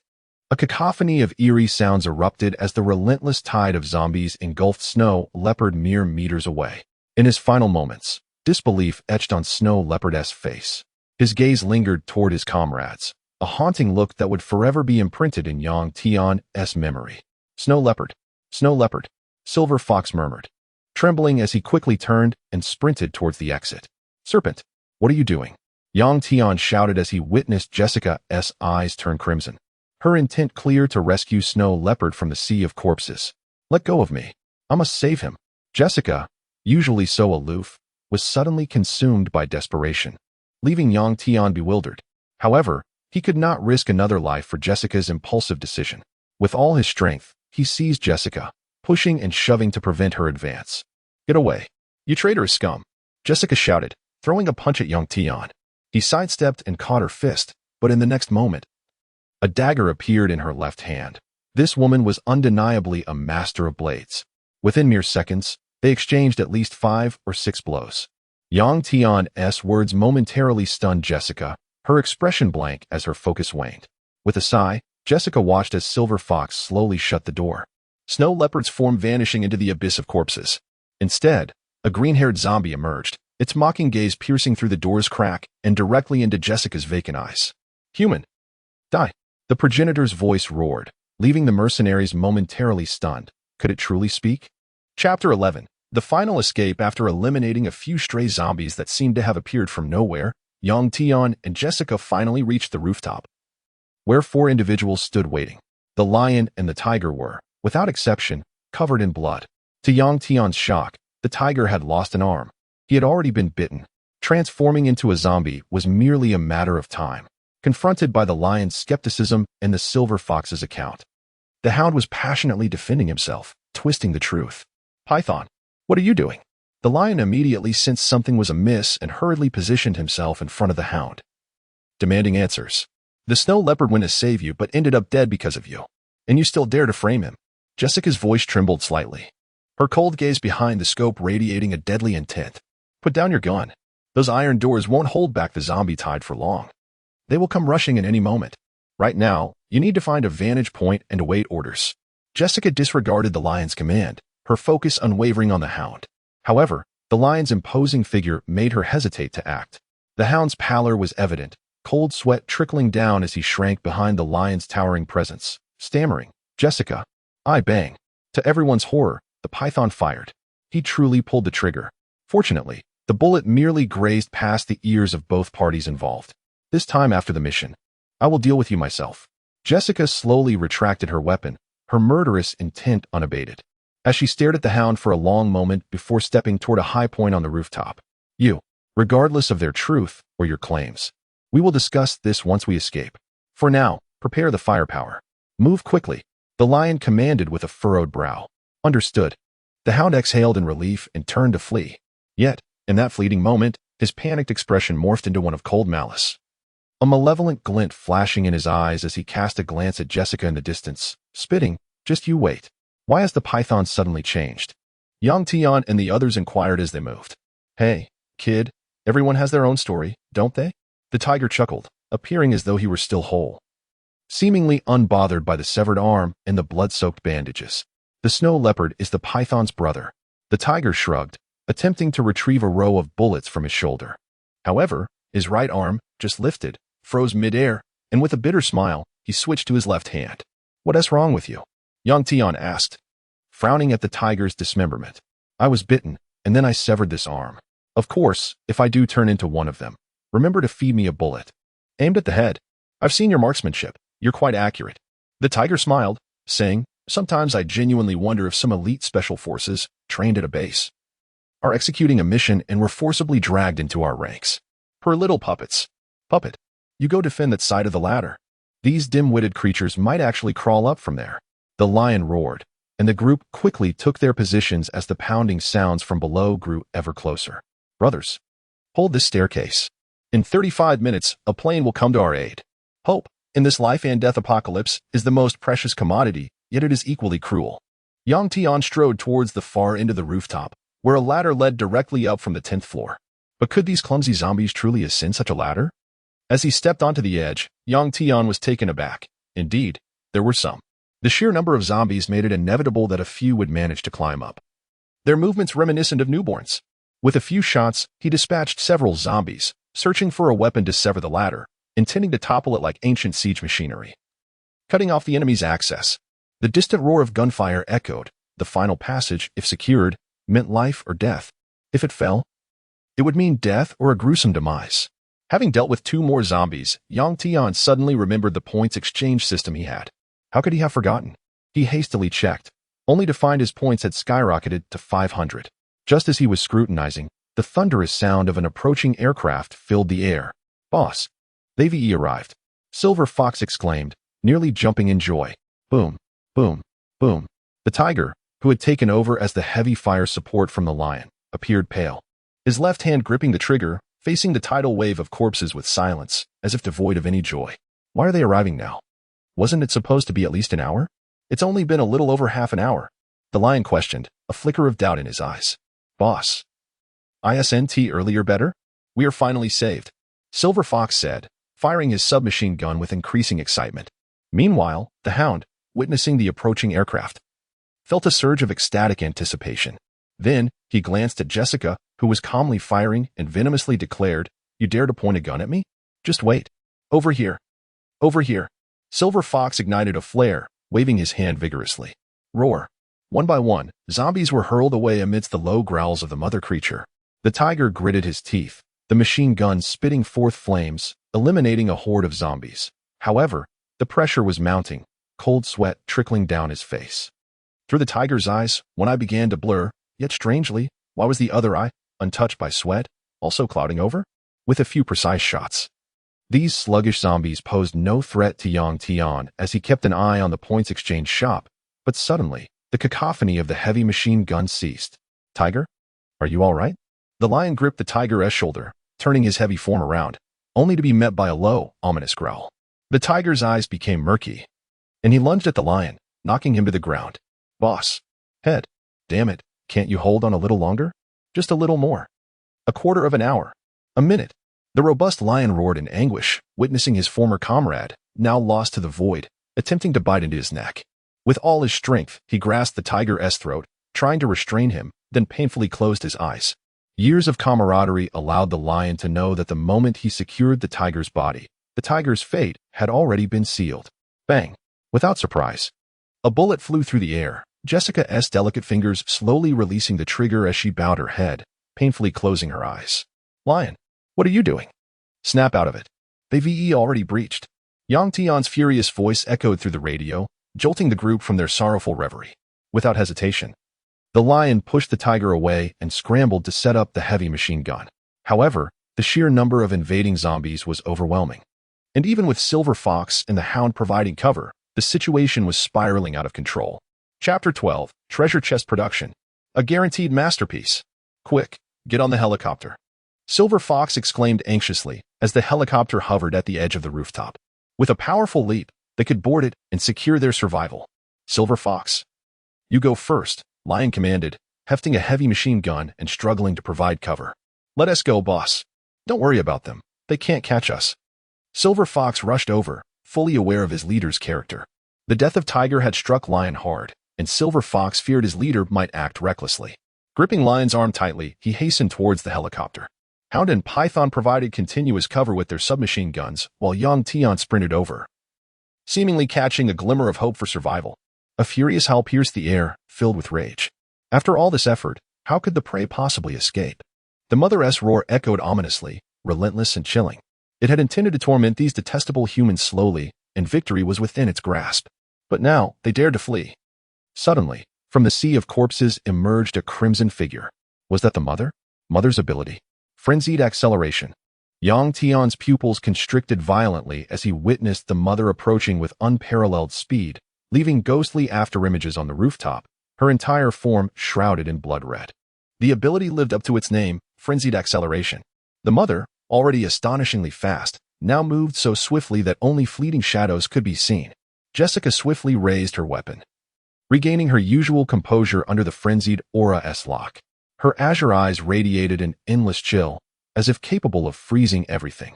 Perhaps she had only one chance. But it was crucial. This was the essence of a sniper. Bang! Upon seeing the blood-red specter magnified in her vision, Jessica unhesitatingly pulled the trigger. The blood-red figure darted away like a flash of lightning, altering its trajectory just a split second before Jessica's shot was fired. A dreadful intuition gripped Tian. What? Tian suddenly felt engulfed in a sea of crimson, his body propelled through the air and slammed forcefully to the ground. A searing pain tore through his arm as a deep gash opened, blood dripping steadily. Thud! Both Tian and Jessica were struck hard, tumbling several times on the ground. Rat-a-tat-tat. Tian seized the P90, unleashing a torrent of gunfire, but the zombie, empowered by frenzied acceleration, offered him no chance. It grasped an ordinary zombie as a makeshift shield, closing in on Yang Tian in an instant. With a fierce swipe of its left hand, it effortlessly knocked the wildly firing P-90 aside. Hee. The zombie, with its long claws, lifted Yang Tian's body, its form drenched in blood, exuding an intense aura of slaughter. Its right hand lunged towards Yang Tian's head, regarding him merely as an appetizer, while the main course, that detestable blonde woman, lingered behind him. "Puppet!" Jessica shouted, executing a somersault and brandishing a crystalline dagger that had appeared in her hand. A close-quarters melee ensued as she fiercely slashed at the mother. The mother shrieked intermittently, tossing Yang Tian aside, deeming him unnecessary as an appetizer. It was eager to kill this wretched human woman, who had repeatedly embarrassed it, nearly costing its own life on one occasion. Thud, thud. Yang Tian was flung away, rolling to the feet of several zombies, dazed, only to feel a vicious bite on his shoulder. Yang Tian perceived the sky above him fading into darkness. Was he infected? "You worthless scum." Scum. Yang Tian froze momentarily, then frantically struggled, his dagger slicing through the air, leaving trails of silver light. The glinting blade shone brilliantly under the sunlight, swiftly dispatching 3 zombies. What should I do? Yang Tian thought desperately, recalling the countless times he had browsed the point shop, realizing no item would be of use at this moment. Faced with the speed, foresight, and superior physicality of the mother, even firearms seemed futile. A secret weapon? Could it inflict widespread damage on zombies? Would it deal continuous flame damage? But would it affect the mother? Given the mother's astonishing speed, whether his gun could even hit her remained uncertain. What to do? What to do? Yang Tian continued dispatching the minor zombies while shouting in desperation. Suddenly, he noticed an item beckoning to him, a lucky treasure chest, requiring 300 points. Promising unexpected surprises? I've been infected and will soon be devoured by zombies. The store has nothing useful. Let us see what surprise you offer me. With a gambler's resolve, Yang Tian decisively chose the lucky treasure chest. Ding ding ding. Icons flashed rapidly before his eyes, ephemeral and elusive, obscuring their identities. Damn it. Can't this go any faster? Yang Tian roared, shooting at a zombie attempting to approach him. In the distance, a translucent zombie grasped Jessica by the collar, the scent of blood and carnage suffocating. Even Jessica, who had faced countless life-and-death battles, felt a wave of dizziness wash over her. The mother, holding Jessica, fixed its murky gaze upon her azure eyes. Jessica could never have imagined that this fateful encounter between a human and a zombie would culminate in her demise. Thud. It was evident that the mother's expression shifted in surprise as its swift right hand cut through the air but failed to strike its target, instead being deflected by a shoulder charge from Yang Tian. Slowly rising, Yang Tian felt a surge of energy coursing through his body, invigorating him immensely. Genetic serum, a miraculous agent for gene recombination, enhancing human DNA to bestow greater biochemical strength. Guaranteed masterpiece from the lucky treasure chest. Chapter 13. Helpless Child Genetic Agent. A miraculous concoction that fosters gene recombination, enhancing humanity's genetic makeup and endowing it with formidable biochemical powers. Roar. Roar. The maternal entity bellowed fiercely at Yang Tian, while hordes of zombies gradually encircled them. Run. Yang Tian urgently grasped the woman who had just saved his life, dashing towards the distant edge of the rooftop where a helicopter awaited, a beacon of hope for survival. With astonishing speed, Yang Tian propelled himself forward, dragging Jessica along as the relentless zombies clawed at their heels. The brief distance of nearly 20 meters felt interminably long, summoning every ounce of strength. Yang Tian repelled the maternal entity's assault once more, only to turn and see Jessica already boarding the helicopter, extending her hand towards him. Without hesitation, he reached out, longing to grasp her. Quick, grab it, Jessica urged, her lips pale and bleeding as she clutched Yang Tian's hand.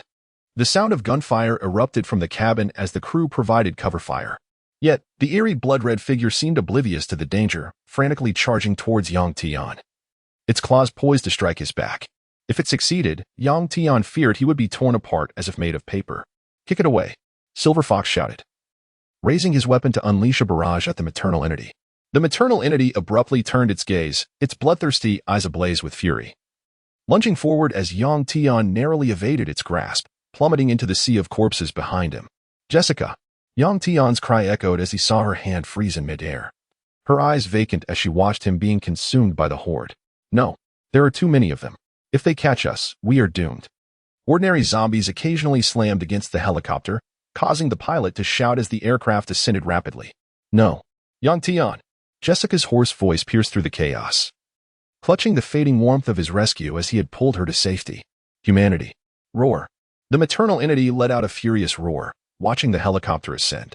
Several zombies staggered forward, reaching out in vain, only to fall from the lofty heights. The maternal entity seized an ordinary zombie, intending to hurl it at the helicopter, but suddenly sensed a disturbance nearby. Release. Yang Tian's dagger struck true, plunging into the maternal entity's skull. The rage in its eyes intensified, and with a savage claw swipe, it tore into Yang Tian's chest, blood and flesh splattering as it began to feast. A heart-wrenching scream escaped Yang Tian's lips.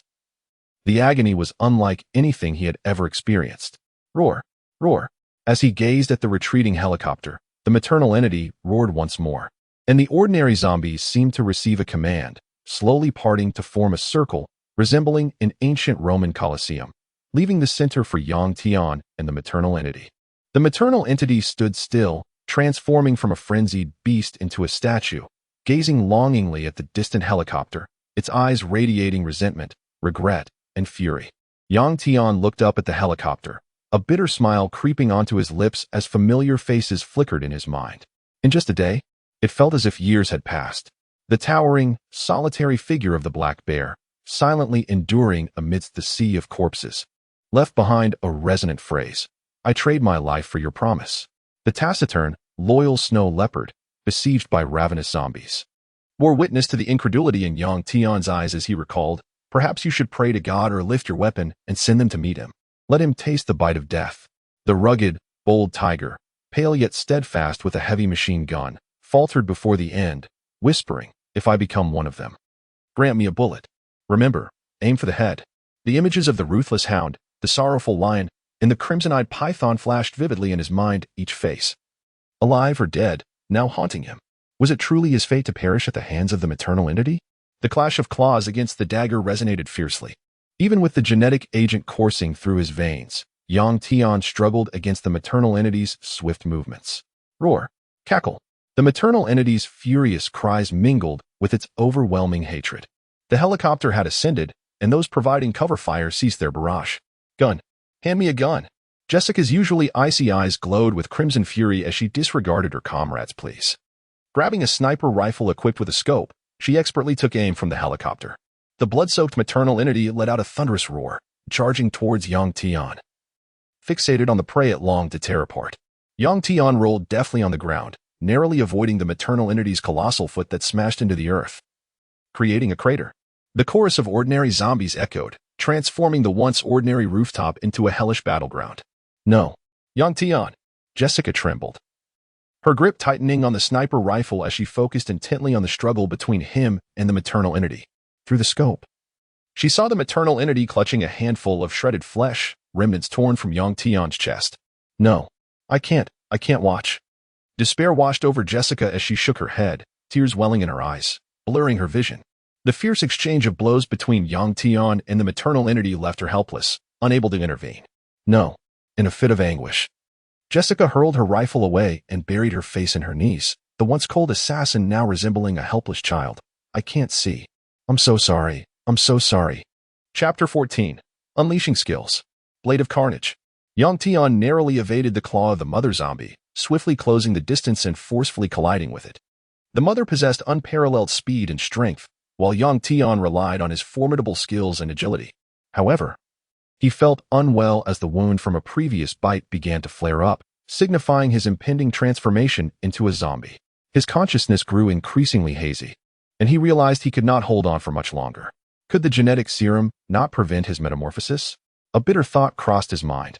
The mother zombie lunged again, relentlessly tearing at Yang Tian's flesh with its claws, raking across his chest and leaving trails of blood and gore. It seemed to relish in his suffering, tormenting him as it had the mercenaries before, unaware that they had slipped away right under its nose. After desperately inflicting deep, bone-revealing injuries upon the mother zombie, Yang Tian nearly collapsed, utterly exhausted. The damage he had sustained far outweighed that of the beast. With a foot firmly planted on his chest, the mother zombie left him in tatters, the remnants of his clothing unable to conceal the gruesome sight. The surrounding zombies yearned to devour this delectable morsel, yet their leader had yet to give the command. A mournful wail echoed as the crimson hue faded from the mother. Its frenzied rampage had finally subsided. But what did it matter? The icy claws brushed against young Tian's cheek, moving slowly as the mother savored the tremors of its prey, indulging in an unknown release. I have never felt so powerless. Yang Tian glared with bleary eyes, consciousness slipping away. Even in death, I must strike a final blow. The mother, displeased by his roar, responded with a ferocious growl, its left claw descending upon him. Damn you! With every ounce of strength, Yang Tian kicked out at his chest, forcing the zombie to stagger back a few steps. However, this minor retreat would not deter the mother. Mere seconds later, it charged once more, prepared to end the hunt. Yang Tian allowed the cold claws to pierce his abdomen, tearing away chunks of flesh.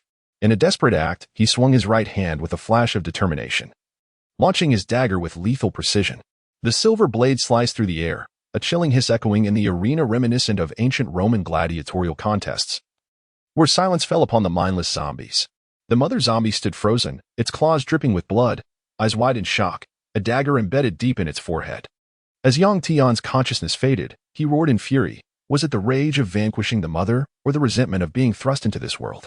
Or perhaps the sigh of impending death? Ding! Kill the mother zombie and earn 100 points. The merciless electronic voice shattered Yang Tian's delusions. Skill unlocked. Blade of Carnage. Skill description. Maximizes the damage of close-range weapons, capable of inflicting lethal harm. Current level. 1. Skill duration. 30 seconds. Cooldown. 1 day. Upgrade method. Unknown. In his mind, a blood-soaked dagger appeared, radiating a terrifying aura of carnage and bloodlust. This was the last image Yang Tian beheld before losing consciousness. Days later, I send my grandson to accumulate achievements, not to meet his demise. Do you comprehend the danger of this mission? Did you not claim it would be a simple task? An elderly man, leaning on a cane, chastised a middle-aged man with palpable fury and discontent. The middle-aged man, momentarily incensed, quickly suppressed his anger, responding in a subdued tone. Sir, this was my oversight. The 6th team consists of our finest special forces. As you know, we have gathered information indicating they nearly captured the first zombie several times, only to be thwarted by mere bad luck. I sincerely apologize for the trouble caused to your grandson. Nonsense. The 6th team ended up losing half their members. And that female mercenary, codenamed Python, even attempted to kill my grandson. She places the blame for the deaths of her comrades squarely on him. You must take serious action against this mercenary. The middle-aged man fought to contain his fury, feeling as if his chest were ablaze. Before he could erupt, he heard the elder's low voice. You must understand, not everyone is deserving of our support. If one falls, we can always choose another, one who will be obedient. A blatant threat. The middle-aged man froze, realizing that all he possessed was granted by this family. Deflated, he nodded in resignation, saying, Rest assured, I will ensure you and your grandson receive a satisfactory resolution. It better be that way. The elder huffed, turning to leave the office. Grandfather, how did it go? What did he say? The young man, known as the Hound, greeted his grandfather with a bright smile, feigning innocence. The elder regarded the tall, handsome youth with affection before adopting a stern tone. If anything were to happen to you, how could I face your deceased parents? The team that betrayed you, Lion, Silver Fox, and that Python who sought to kill you, will receive their due punishment. A glimmer of ecstatic delight flashed in the Hound's eyes as he smiled, responding respectfully. Grandfather, may I have Jessica? The elder frowned slightly. The Hound quickly explained. She threatened me, humiliated me, wronged me. She even tried to kill me. I wish to personally exact my vengeance on her. I hope you will grant my request. The elder furrowed his brow, scrutinizing the Hound's feigned innocence before finally nodding. Very well, I will apply pressure on them. It should yield some results. Thank you. Thank you. Grandfather. The Hound beamed, showering his grandfather with praise. When you speak, how could they dare to disobey? Enough with the flattery. I will arrange a position for you in the Special Operations Department. Stay off the front lines for a few years, and I will ensure you ascend to a higher station. What will I be doing? Directing and coordinating some teams, the elder replied in a low voice. Watching as his grandson's smile grew ever brighter, feeling a swell of joy, convinced that his arduous negotiations with the old men had not been in vain. Thank you. Thank you, grandfather. The Hound's heart brimmed with elation. This role was undoubtedly practical. With steady diligence, secured by his grandfather's influence, his future was boundless. The elder nodded, waving his hand slightly. The Hound understood his grandfather's desire to end the conversation, quickly rising with respectful demeanor to exit the office. The moment the door closed, His expression shifted to one of cold malice, a sinister smile creeping across his lips as he muttered, Jessica. I promised I would make you kneel before me and beg. Chapter 15. Codename Rose Kelly in a chamber of the underground living quarters. A gentle knocking echoed through the air. Lying on her bed, a golden-haired beauty appeared somewhat dazed, taking a considerable time to register the sound. Finally donning her attire, she ambled toward the door, peering through the peephole to catch a glimpse of the visitor. Oh my goodness. Baby Jessica, what a joy it is to see you. You frightened me terribly. If it weren't for the third squad being nearby on a mission, I truly wouldn't know when I would see you again. Standing at the entrance was a tall woman, appearing to be in her mid-20s, almost matching Jessica's height of approximately 1.77 meters, with a figure that was equally alluring. This enchanting woman boasted a more voluptuous physique, her snug tank top struggling to contain her ample curves. Cascading waves of burgundy hair framed her face, while black shorts revealed a pair of long, fair legs adorned with military boots, presenting an image of a fierce, thorny rose. Kelly noticed a flicker of warmth in Jessica's previously vacant gaze. It's all right, darling, it's all over now. I've heard everything, Kelly said as she stepped forward to embrace Jessica, gently stroking her back while whispering in her ear, this is the nature of battle. They are all valiant warriors. After enduring so many conflicts, do you not yet comprehend? The snow leopard is dead, slain by the hounds. The tiger, the black bear. Suddenly, Jessica bit down on Kelly's shoulder, causing her to gasp in surprise. The white tank top revealed droplets of crimson seeping through, yet Kelly remained silent. After a prolonged moment, Jessica released her grip and softly remarked, the puppet has also perished to save me. I understand now. I was too late. Jessica's azure eyes became shrouded in frost, radiating a chilling aura of vengeance that even made Kelly tremble. Do you know where he has been dispatched? I don't know. No one knows where he has gone. That was a command from the higher-ups. Jessica unconsciously murmured, her lethal intent intensifying. You must think carefully before acting. I do not wish for you to be hunted by the base. As a longtime friend, Kelly instantly grasped Jessica's unspoken thoughts, embracing her tightly as if fearing she would seek confrontation with the higher authorities. Their gazes locked, neither willing to yield an inch. The oppressive atmosphere lingered for 2 full minutes until Jessica broke the silence, murmuring, you know me, that is not my style. That is reassuring. Everything will pass. Do not dwell on it. You need to rest well. In the future, I shall personally see to it that we deal with that scoundrel. Kelly gently comforted, pressing a kiss to Jessica's cheek. This intimate gesture caused Jessica's cheeks to flush, prompting her to gently extricate herself from Kelly's embrace. Despite their long-standing friendship and Kelly's frequent teasing, Jessica remained uncomfortable. Feeling shy? If they were to see the military flower in this state, I wonder if their eyes would pop out, Kelly chuckled playfully, pinching Jessica's cheek. Jessica managed a faint smile, albeit strained. She recognized Kelly's good intentions, but her mood was decidedly grim. Kelly, please stop. With those words, the room fell into a heavy silence. I must go on a mission, Kelly suddenly declared. Where? Jessica asked absently. Both of them were products of the base's training, inevitably destined to undertake missions. However, this time, she had witnessed betrayal and the death of her brother. And in an instant, she had seen her savior dragged into a sea of corpses, a deeply unsettling experience. Jessica paused, turning to Kelly. Is your first squad taking on this task? Yes. Don't be alarmed. We will be equipped with the most comprehensive gear, laden with highly lethal equipment. If it becomes necessary, we will retreat promptly. There is no turning back now, is there? Our squad's battle-hungry members are eager to avenge you after witnessing your plight. And I wish to assist in that vengeance as well, Kelly reassured Jessica, deftly shifting the topic. Let us not linger on this matter. I merely wanted to inform you. All right, tell me about that puppet, will you? I heard the silver fox and the lion's descriptions, and Jessica surrendered her attempt to dissuade Kelly and, at the mention of the puppet, felt a tremor of emotion within her. Her lips pressed together, a fleeting look of confusion flickering in her eyes, before she murmured, he is a warrior. That is the only way I can describe him. He may be a top-tier operative trained by a certain organization, skilled in firearms and knives, with formidable close combat abilities. It is not your fault, Kelly consoled softly. Suddenly, Jessica's icy voice pierced the air. I know the chances are slim, but if you encounter him, you must kill him. Do not allow him to exist like those shambling corpses. He does not deserve such a fate. Kelly sighed inwardly, understanding from the lion's description that this puppet had been ensnared in the sea of corpses while still alive.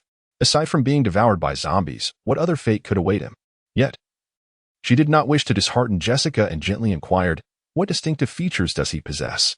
"A Caucasian, approximately 185 meters tall, with a spark tattoo on his left forearm. If he truly exists like a zombie, please help me eliminate him." Riding the elevator to the squad meeting area, she walked while retrieving a pack of cigarettes from her pocket, deftly extracting one and placing it between her lips. A soldier approaching whistled, producing a metallic lighter and performing a flourish, the orange flame igniting as they crossed paths. Their steps slowed, yet the movement remained fluid. As smoke billowed from her lips, Kelly flashed a smile at the soldier, who playfully saluted her while retreating, exclaiming, "Chief, you look absolutely stunning today. How about I take you out for dinner tonight?" Kelly's lips curled into a captivating smile as she gently shook her finger, turning away to depart. "Oh, can't you spare me a moment of pity?" The soldier sighed in exasperation before turning to leave. The soldiers in the hall erupted in laughter at the amusing exchange. Chapter 16, Junior Zombie? 1 star? "Oh, could you not pity me just this once?" The soldier sighed in frustration and turned to leave. The soldiers in the hall erupted with laughter at the scene. Kelly chuckled softly and stepped through a door, where several mercenaries were already seated. "After I leave, keep an eye on Jessica.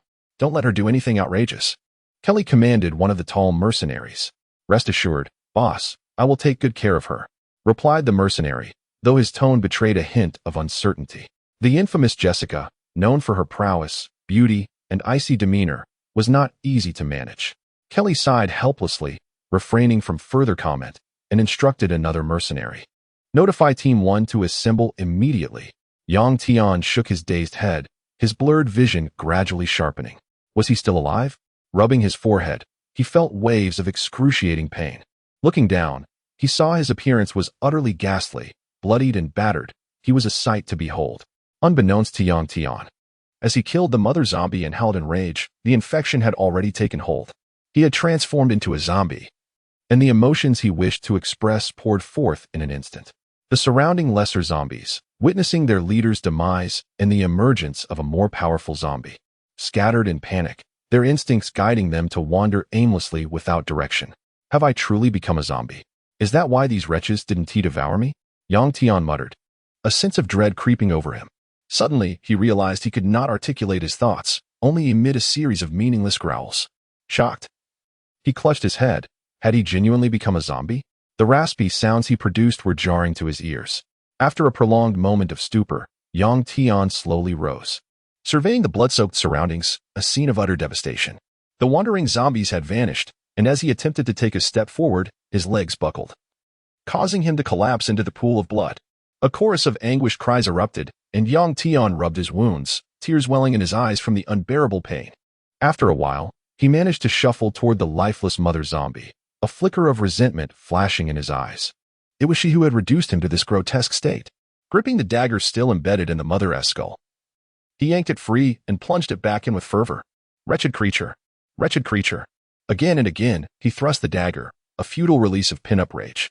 Exhausted, Tian's numerous injuries heightened his sensitivity, and as he gazed at the mutilated head, an unsettling jolt coursed through him. Psychologically, he found the dismembered flesh revolting, so repugnant it made him want to retch. Yet, physiologically, he felt an overwhelming desire for the blood-soaked carrion, as if instinct compelled him to consume the putrid flesh.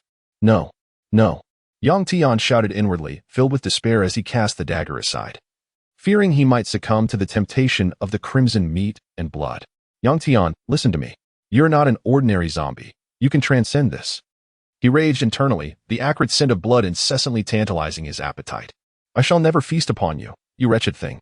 Tian suddenly turned, bravely confronting the delicious rotting flesh. In a fit of frustration, he stabbed again, but then froze, for within the shredded head, he spotted a crystal.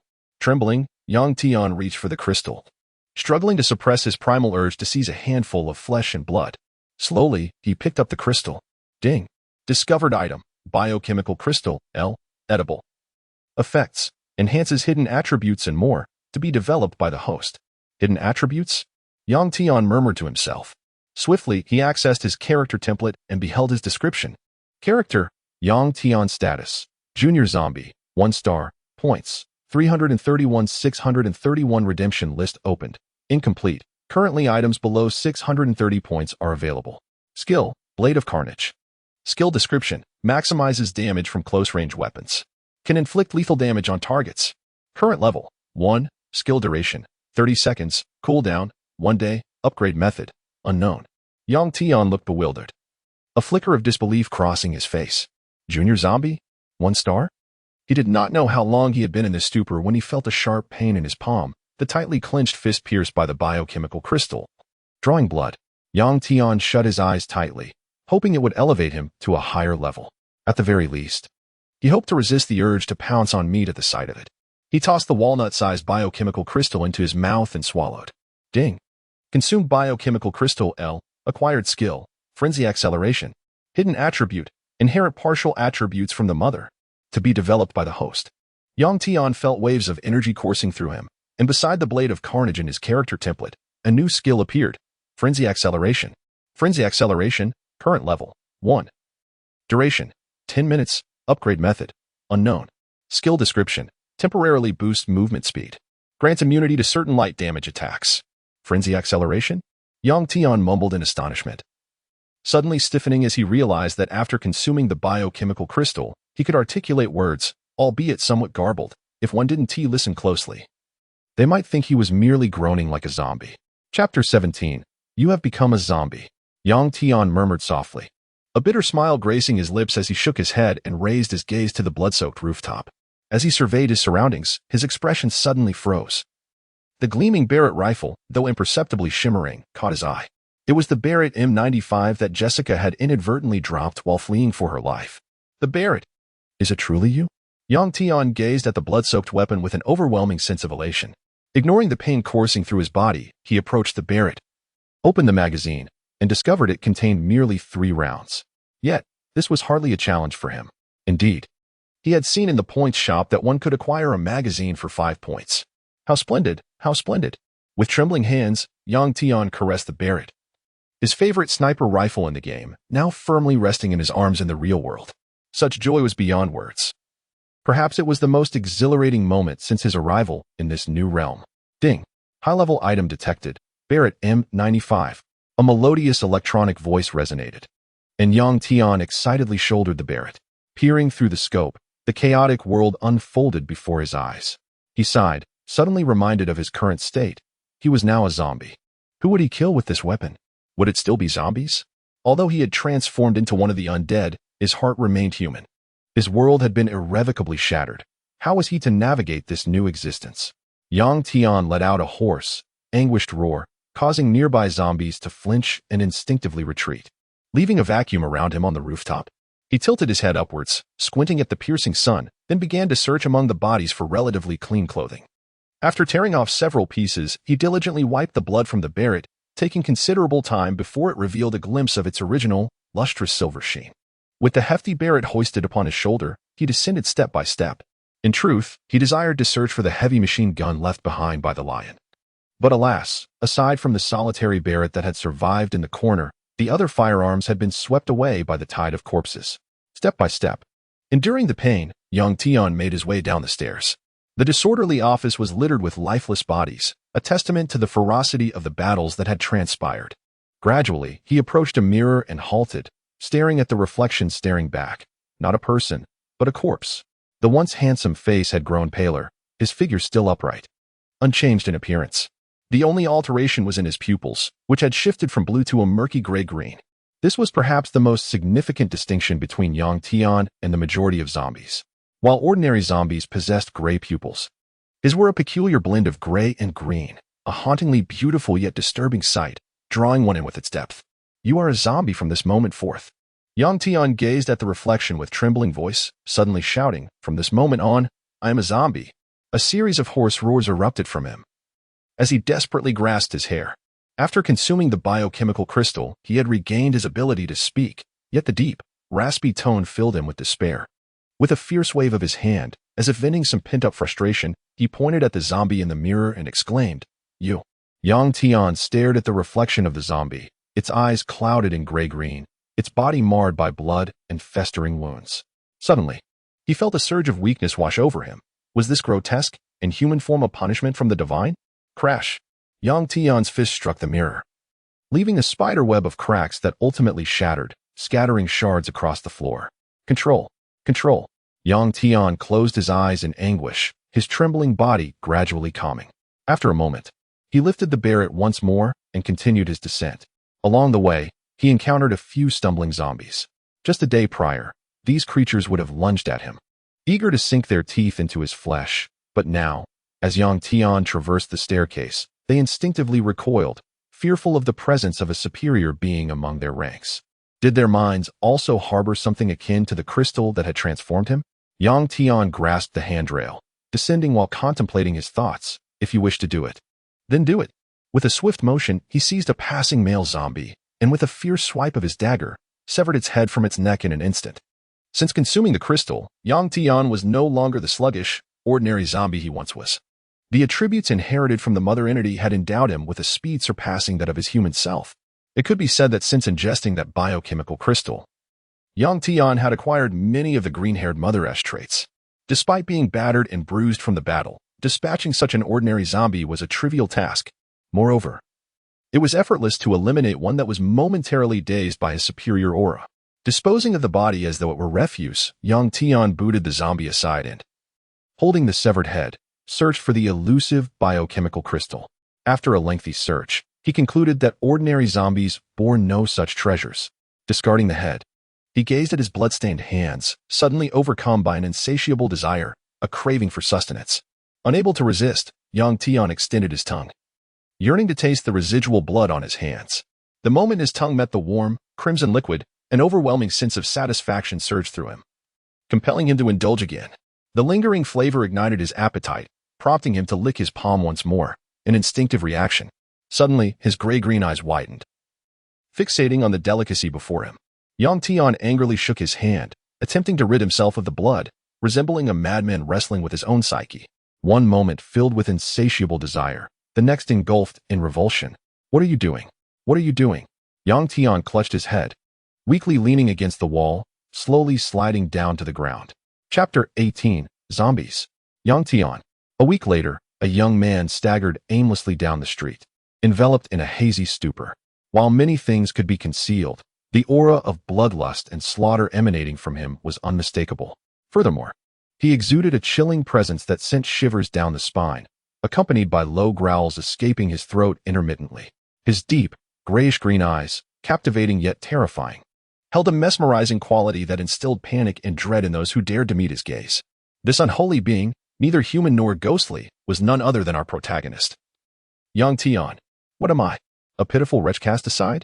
Yang Tian murmured to himself, his vacant expression devoid of life, revealing a flicker of confusion within. Suddenly, a light thud interrupted his reverie as an oblivious zombie collided with him, mindlessly roaring. Get lost, Yang Tian muttered softly, before unleashing a sudden, thunderous shout. Get out of my way. With a powerful punch, he sent the zombie staggering backward until it collapsed on the ground. Did you not see me coming? You filthy creature. You disgusting thing. Yang Tian bellowed, ruthlessly kicking the zombie several times, devoid of technique, merely venting his pent-up frustration. He continued to pummel the creature until it lay motionless, unable to rise again.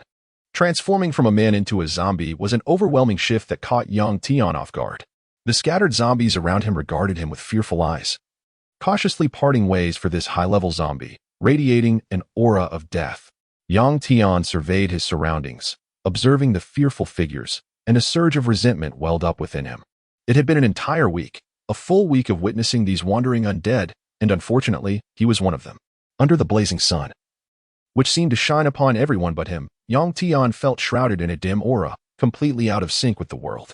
In contrast to the daylight, the night was when Yang Tian felt the most isolated and tormented. As dusk descended, he resembled a forlorn child, curled up in an unknown corner, silently enduring his solitude. While the occasional moaning, gasping zombies passed by, such scenes deepened the darkness of his world. Once, he had basked in the warmth of parental care. Once, he had enjoyed the companionship of friends. Perhaps nights like this were once filled with laughter and boasting with his roommate, Hu Tian, or shared meals and conversations with family, relishing the cozy atmosphere. Yet now, he found himself in an unrecognizable place, possibly a parallel world in 2011, confronting a reality filled with mindless corpses. The bonds of kinship and friendship had dissolved in an instant. The stark contrast of his former life was unbearable, leaving him with nowhere to hide. Thus, Yang Tian wandered aimlessly, allowing his legs to guide him to wherever they might lead. In his current state, if he donned sunglasses or contact lenses and refrained from speaking, he might pass for a human, albeit with a sickly pallor. However, the fundamental reason he could not masquerade as a human lay in the aura he exuded, one that was unmistakably zombie-like, bloodthirsty, cruel, and savage, especially in the presence of humans, radiating an uncontrollable desire to pounce and devour their flesh. Young Tian's current sustenance consisted of refrigerated beef and lamb, as in this post-apocalyptic world. Larger supermarkets still offered such meat, while canned goods, biscuits, and bread had been largely depleted, presumably cleared out by other humans. After wandering for an indeterminate time, a shimmer of movement flickered in Yang Tian's eyes. He hastily reached into his pocket and retrieved a pocket watch, opening it to reveal the radiant smile of a young girl, no older than 10. This was a promise entrusted to him by the Black Bear, a vow secured with a life. Gazing at the enchanting smile of the girl, Yang Tian's hollow eyes gradually regained some semblance of life. Perhaps he was not without purpose. Perhaps he ought to fulfill a promise. After observing for a while, Yang Tian carefully placed the pocket watch back into his pocket and summoned his character template. Character: Yang Tian. Status: Ordinary Zombie. 2 stars. Points: 381. 681. Unlock items under 680 points. Skills: Skill 1. Blade of Slaughter. Description: Maximize the damage of close-range weapons. Can inflict fatal harm on targets. Current level: 1. Duration: 30 seconds. Cooldown: 1 day. Upgrade method: Unknown. Skill 2. Frenzied Acceleration. Description: Temporarily increases movement speed. Immune to certain minor damage attacks. In recent days, Yang Tian had fully integrated the biochemical crystal, inheriting some traits from the mother zombie. He had become exceptionally fast and agile, perhaps influenced by the gene serum he had consumed before his transformation. Yang Tian had transitioned from a primary zombie to an ordinary zombie. One could consider it an upgrade, perhaps. Help! Help me! Don't come any closer. Mom! A boy's piercing scream disrupted Yang Tian's contemplation. Startled, he slowly extended his hand to grasp the heavy silver barret slung across his back. Chapter 19. The Impassable Chasm. After only a few steps, he encountered 3 or 4 zombies attacking a convenience store. The collapsed boards and shelves formed a peculiar angle, allowing a small boy to slip inside, while the zombies were unable to follow. One particularly determined zombie was struggling to force its head and hands through the narrow gap. The boy, terrified, closed his eyes and held a trembling handgun, cautiously disengaging the safety. With a loud shout, he fired. Bang! The bullet struck the arm of the zombie, attempting to drag him away. Instead of retreating, the shot seemed to awaken the beastly instincts of the creature. Yang Tian smirked. It appeared that this boy, around 13 or 14, was desperately hungry, daring to venture out alone in search of food. Skillfully, he raised his Barrett rifle, its shimmering silver surface glistening brilliantly under the sun, emanating an ethereal glow. Bang! The heavy gunfire echoed as a zombie collapsed to the ground. With practiced precision, he pulled the bolt back, aimed again, and fired. Another bullet found its mark in the back of a zombie's head. The boy stared in disbelief from his hiding place, watching as one after another of the undead fell before him. Finally, emboldened by an unknown courage, he focused intently on the head of the half-entrapped zombie. And with a resolute pull of the trigger, he shot. Bang! As he gazed at the motionless, wide-eyed corpse, a wave of relief washed over him, and he instinctively patted his chest, still trembling from the shock. Soon, footsteps echoed ominously, causing the boy to tremble even more. Outside, there was likely a human. But in this world, humans had become as terrifying as the zombies. The boy had witnessed the horrific violation of his mother, who was then taken away for breeding. He had hidden in a wardrobe, watching in tears as the beasts committed their atrocities, unable to make a sound. After that incident, his mother had completely vanished from his life, leaving him to fend for himself. In a state of panic, he had ventured out, only to be discovered by zombies as soon as he entered the convenience store. Yang Tian approached the shelf, dragging out the zombie that was stuck halfway through the gap. Contemplating, he realized he could not hide his own zombie scent and feared frightening the boy. Just as Yang Tian was at a loss, the boy cautiously inched forward, peering through the gap to observe him while ensuring his body remained concealed behind the shelf. Their eyes met through the narrow opening. Yang Tian instinctively closed his eyes, afraid that the ghastly green hue of his gaze would terrify the boy. He too feared succumbing to temptation, an innocent human, a vessel of delectable blood. A tender morsel was an overwhelming allure that made it difficult for Yang Tian to restrain himself. Suddenly, The boy gasped softly, his body trembling violently as he recognized the creature before him. Despite its clean appearance, it was unmistakably a zombie. The essence it radiated was undeniable. From its fleeting glance to the unmistakable aura of death. "Don't come any closer." The boy stammered, suppressing tears, his voice quivering from the crevice. Young Tian felt a slight shudder, his emotions in turmoil. "What do you want? Get away. If you don't, I'll kill you." The boy suddenly remembered he still had a gun, his fingers shaking as he aimed it at Yang Tian through the gap. Yang Tian sighed softly, a hint of melancholy flickering in his eyes. "I just saved you." His gravelly voice carried a chilling undertone, causing the boy to drop his gun in fright with a loud clatter. "What does that matter? You want to keep me as a pet? You'll eat me. Don't even think about it. I swear, I'll kill you." The boy, trembling, grabbed the fallen gun, aiming it at Yang Tian once more. Yang Tian gazed into the boy's eyes, filled with fear and hatred, and realized, with a sudden clarity, that an insurmountable chasm had formed between himself and the world of humans. Suddenly, the air filled with a cacophony of growls and roars. As if the entire city of zombies had been stirred into a frenzy, their cries echoing like a torrent of a raging river. Then, an unfamiliar sound emerged, a discordant roar that pierced through the chaos. Yang Tian felt the hostility and discontent woven into the fabric of that roar. "Are you looking to die?" During these past few days, Yang Tian had learned the language of zombies. Every species possessed its own form of communication. For zombies, their language manifested as primal howls, utterly incomprehensible to human ears. "Let me taste the sweetness of blood." The growls persisted, their source startlingly close, above him. Before he realized it, Yang Tian stood before a church, its surroundings littered with fallen trees, remnants of a fierce battle. Bloodstains marred the long wooden benches, and the fountain lay dry, while the once adorable statue of a child now appeared grotesque, clutching a withered water jug stained with crimson. Then, a potent aroma of a high-ranking zombie enveloped Yang Tian. Looking up, he saw a pure white zombie swaying atop the church, its dangerous gaze fixed intently upon him. Chapter 20. The Ethereal Mist. As Yang Tian listened to the rasping laughter echoing above him, he looked up in astonishment. Before him stood an entirely different kind of zombie, one he had encountered in a map within the game. This zombie possessed a skill known as the Ethereal Mist, which obscured human vision while allowing it to conceal itself within the fog. It was an exceedingly troublesome boss zombie. Atop the cathedral, a snow-white zombie swayed unsteadily, its crimson eyes radiating an aura of slaughter. Clutching a severed human arm, it gnawed hungrily, blood cascading down its chin. To his surprise, he had encountered another maternal-level zombie in such a brief span of time. It seemed that this alabaster zombie had recently evolved. Otherwise, such an entity would surely clash with the green-haired maternal zombie. At least within this proximity, a hierarchy must emerge among them. The world of zombies resembled that of wild beasts, a relentless struggle for supremacy. Yang Tian felt a slight heaviness in his chest.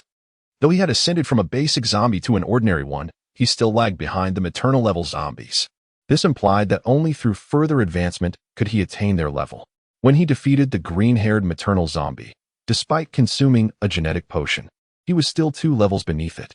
His victory had been nothing short of miraculous. Had the maternal zombie not underestimated him, toying with him, and had he not unleashed his ultimate skill at the last moment, he would have surely perished. In truth, even after his victory, he had been left battered and bruised. Faced with this maternal creature, he felt an overwhelming aura that left him momentarily paralyzed. "Let me savor the taste of your blood," the snow-white zombie taunted, its eyes gleaming with hunger as it continued to gnaw at its gruesome meal. "I shall let you taste the flavor of your own blood." Yang Tian swiftly retrieved the firearm strapped to his back, adeptly aiming it at the snow-white zombie standing atop the cathedral, and without hesitation, he pulled the trigger. In that instant, the snow-white zombie's expression shifted from complacency to shock as it suddenly dodged. Bang! The bullet struck its shoulder. The snow-white zombie plummeted from the pinnacle of the cathedral.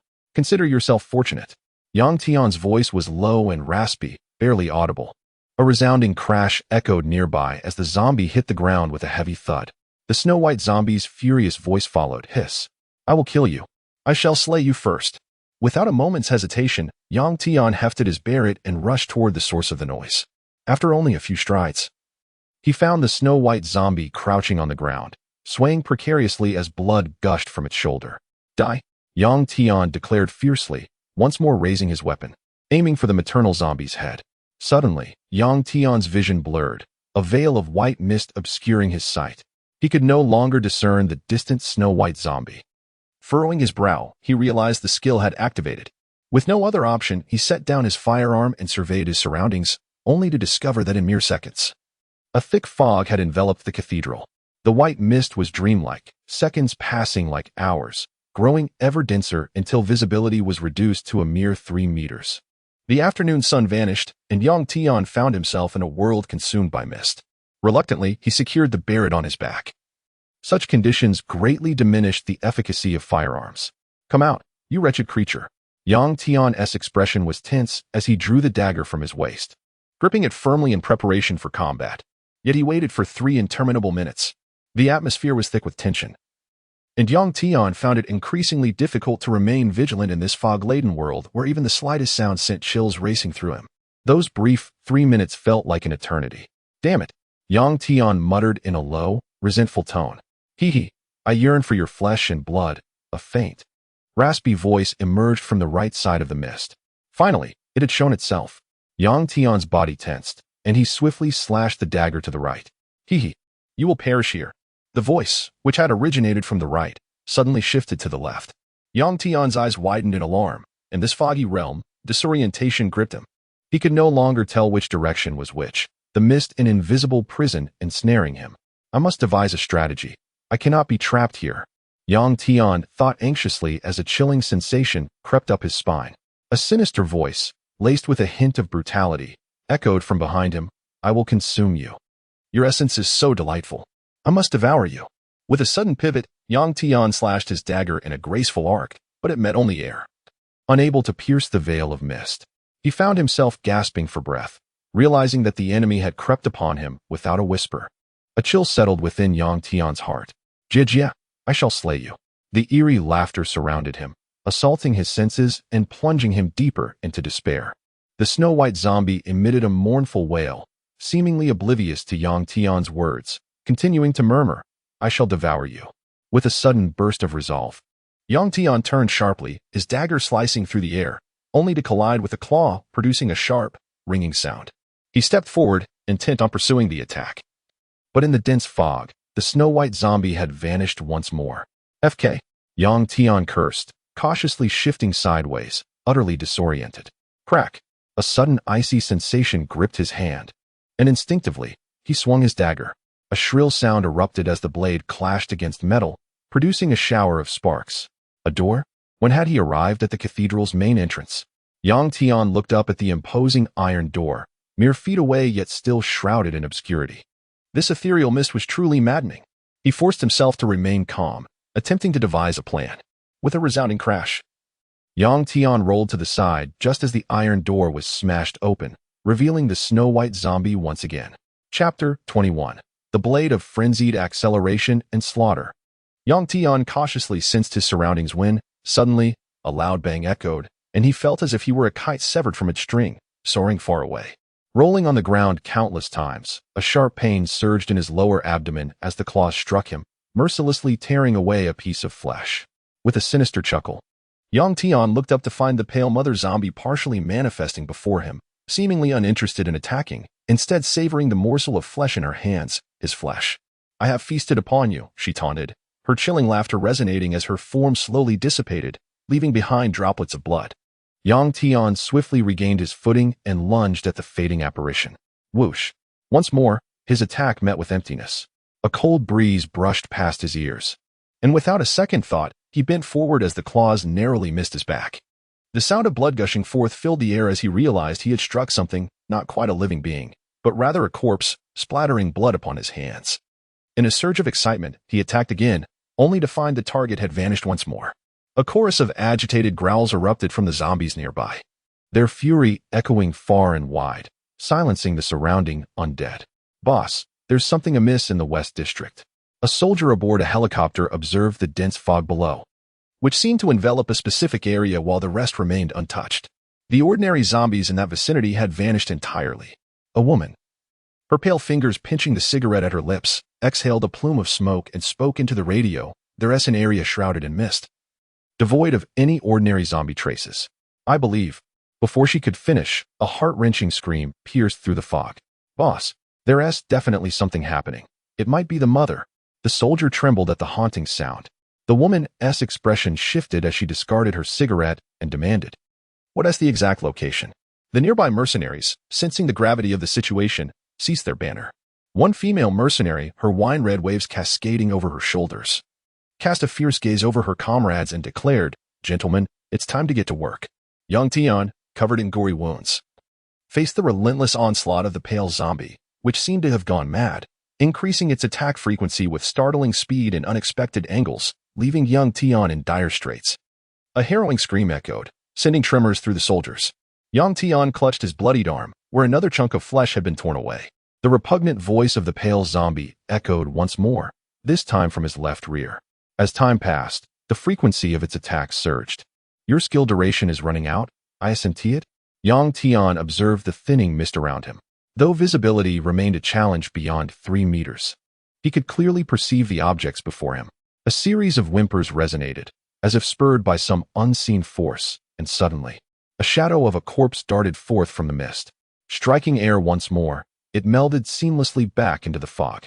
Yang Tian's chest heaved violently, anticipating the tempest of attacks that would follow. The pale zombie, feeling the pressure of its fading skill duration, roared in frustration. Despite the mist's retreat, Yang Tian's battered body stood little chance against the formidable entity, especially given the level disparity between them. A glimmer of determination flickered in Yang Tian's gray-green eyes as visibility improved to over 4 meters. The pale zombie's agility had inflicted significant suffering upon him, yet its lack of tactical finesse had afforded him the opportunity to survive thus far. A flurry of rapid attacks ensued, culminating in another blow that sent Yang Tian reeling. Deep gashes etched across his face. The ground beneath him bore the marks of the clawing beast, creating 2 deep pits. "Enjoying yourself?" Yang Tian half-bent, gazing at the dissipating mist as visibility stretched to over 5 meters. He bellowed defiantly, "Howl all you want." In response, the pale zombie's wrathful roars resonated behind him. And yet another corpse-like figure emerged from the fog, charging at Yang Tian. With equal ferocity, Yang Tian retorted, "Now it's my turn." A resounding roar erupted from him, his body seemingly drenched in blood, an overwhelming aura of rage emanating forth. Activate skill, frenzied acceleration. Having awaited this moment, Yang Tian seized the opportunity as visibility reached 5 meters, the mist thinning considerably. He had refrained from activating his skill earlier for fear of the pale zombie eluding him in the fog, thus wasting the skill's potential. In the instant the pale zombie lunged, Yang Tian unleashed his skill without hesitation. The overwhelming, bloodthirsty aura startled the pale zombie, causing it to instinctively hesitate. But its momentum left it no place to land. "Did you enjoy your little game? Do you understand why I didn't flee?" Yang Tian's voice dripped with menace as he proclaimed, "I bet my life on enduring this far. I will slay you." With a fierce clash, the unprepared pale zombie was driven back several steps. As it attempted to vanish into the mist, Yang Tian's blood-soaked figure materialized before it. Escape? How could it? The pale zombie, realizing it could not hide, roared defiantly, its high rank granting it an air of pride. A series of swift strikes ensued, leaving the pale zombie powerless to counter. This was where Yang Tian's humanity and innate combat prowess set him apart from the mindless creature, which, despite its strength and speed, lacked the ability to execute its potential fully. What did it matter if it was of a higher level? It could still be slain. Yang Tian bellowed, "Is my flesh so delectable? Did you relish it earlier?" In a furious outburst, he brandished a crystalline dagger, its glimmer mesmerizing in the chaotic fray. Activate skill, Blade of Slaughter. The air crackled with a bloodthirsty ferocity as Yang Tian's eyes glinted with a strange design. A sharp dagger soaked in blood appearing before him, ready for the fray. Chapter 22. The Ability of Self-Healing? The relentless waves of assault left the snow-white zombie utterly bewildered. My bloody dagger, entwined with crimson droplets, resembled a mist of blood, tearing through the sharp claws of the zombie's right hand. With renewed vigor, my dagger, shrouded in blood mist, swung once more, severing the zombie's entire right wrist. "Is it delicious, then?" Yang Tian roared in fury as his dagger, once again raised, cut through 3 fingers of the zombie's left claw despite its desperate resistance. What does it mean to slice through iron as if it were mud? What is the essence of a blade of slaughter? Flesh and blood splattered as Yang Tian, with unparalleled speed and ferocity, showcased his formidable skills. Instantly reversing the roles of hunter and prey, the snow-white zombie sought refuge in the mist, yet Yang Tian relentlessly pursued, bathed in blood, wielding his dagger with lethal precision. The snow-white zombie, thoroughly enraged, exerted all its strength to grasp Yang Tian's shoulder with its left hand, its gaping maw lunging towards him. A desperate gamble? You wretched creature. In Yang Tian's gray-green pupils, the image of the blood-soaked dagger loomed larger, as the dagger danced gracefully in the air, slashing. In an instant, the murky gaze of the snow-white zombie magnified, and the blood-tinged shadows of the blade became its final vision. Bang! Ding! The mother zombie was vanquished, yielding 100 points. In Yang Tian's gray-green eyes, the bloody dagger image vanished, and the crimson stains dissipated. Humph! Wretched creature, Yang Tian disdainfully kicked the decaying corpse beneath him. He plunged his dagger into it, not long after extracting a crystalline fragment from the skull. Ding! Item discovered. Biochemical crystal, H, edible, effects, enhances hidden attributes and more. Pending host development. Haha, what a splendid find. Yang Tian laughed exuberantly, the first crystal granting him boundless advantages, even aiding him in defeating the zombie boss through a surge of acceleration. As the mist gradually dispersed, the setting sun revealed itself, casting brilliance upon the biochemical crystal which shimmered in the sunlight. After a moment of contemplation, Yang Tian decided to consume it, just as he was about to indulge. The unmistakable sound of helicopters echoed above. Yang Tian looked up to see a military helicopter approaching swiftly. Damn, someone must have noticed the earlier commotion. Yang Tian cursed under his breath, feeling the remnants of his surge still coursing through him. He swiftly retrieved the Barrett that had fallen to the ground and sprinted away. Boss, is that it? The blood-red zombie described by the lion. The soldier in the helicopter shouted excitedly. Through binoculars, the female mercenary caught sight of the rapidly vanishing crimson figure, but what it held seemed oddly familiar. That S.A. Barrett. Quick, follow it. Don't let it escape. The female mercenary commanded, waving her hand. In a fleeting moment, the blood-red figure disappeared around the corner of the street. The helicopter sped ahead, only to find its target had vanished. The crimson figure dashed through the streets, and after a long sprint, Yang Tian finally found himself in front of a locked villa. Crashing through a side window. Thud! The closed window, blocked by a wooden board, went unnoticed by Yang Tian, who, oblivious to the curtain inside, shattered the glass and wood as he entered. Damn it! Even finding a place to rest brings misfortune, Yang Tian muttered, his deep, hoarse voice echoing in the dim villa. After setting down the Barrett, he leaned against the wall, feeling utterly drained. The blood-red hue on his body vanished in an instant. The faint scuffling of zombie footsteps and wails reached his ears, and Yang Tian furrowed his brow, realizing the noise he made had attracted nearby zombies. Annoyed, he shouted in the zombie tongue, "Get lost." The fierce aura released indicated a high-level zombie, causing the ordinary ones to scatter in fear. Humph, Yang Tian scoffed, before erupting into a fit of coughs, struggling under the burden of his injuries. Even worse, after the surge had faded, all enhanced attributes vanished, leaving his wounds to flare up as if they had just emerged. His limbs felt as if they were tearing at his nerves, driving him to the brink of madness. The price of his desperate struggle against the snow-white mother was a body riddled with pain. Yang Tian grimaced, but when he pulled out a biochemical crystal from his pocket, a smile broke through his agony, as if the pain had lessened by half. He examined the crystal in his hand, excitement coursing through him, before swallowing it whole. Ding. Consumed biochemical crystal H, acquired skill. Ethereal mist. Self-healing ability increased by 3. Familiar energy coursed through Yang Tian's body, an indescribable sensation of comfort almost making him moan. Beneath his character template, a new skill appeared. Ethereal mist. Ethereal mist, skill description, releases white mist around the body for a limited time, allowing for invisibility within the mist and the ability to silently eliminate targets. While within the mist, self-healing ability is enhanced by 10. Current level 1, duration 10 minutes. Cooldown 1 day, upgrade method unknown. Yang Tian's eyes sparkled. This skill is exceptional. He felt akin to a voracious, evolving zombie. Defeating an opponent not only allowed him to capture their skills but also to gain hidden attributes. Truly monstrous. Self-healing ability? Yes. Recovery? Yang Tian scratched his head, noticing that his character template still rated him as an ordinary zombie. A mere 2-star rating. It seems that evolving into a higher-tier zombie is no simple feat. With a soft crack, Yang Tian abruptly looked up, realizing in his excitement that there were still zombies in this room. His gaze swept across the staircase, landing on a pair of beautiful azure eyes, reminiscent of Jessica, but filled with panic and fear, emotions that would never grace Jessica's gaze. Upon seeing the girl, Yang Tian momentarily lost focus, mentally lamenting, The women in this game are also incredibly enchanting. Observing the stunning girl's frozen demeanor, young Tian smirked. It appeared he had disturbed her hiding place.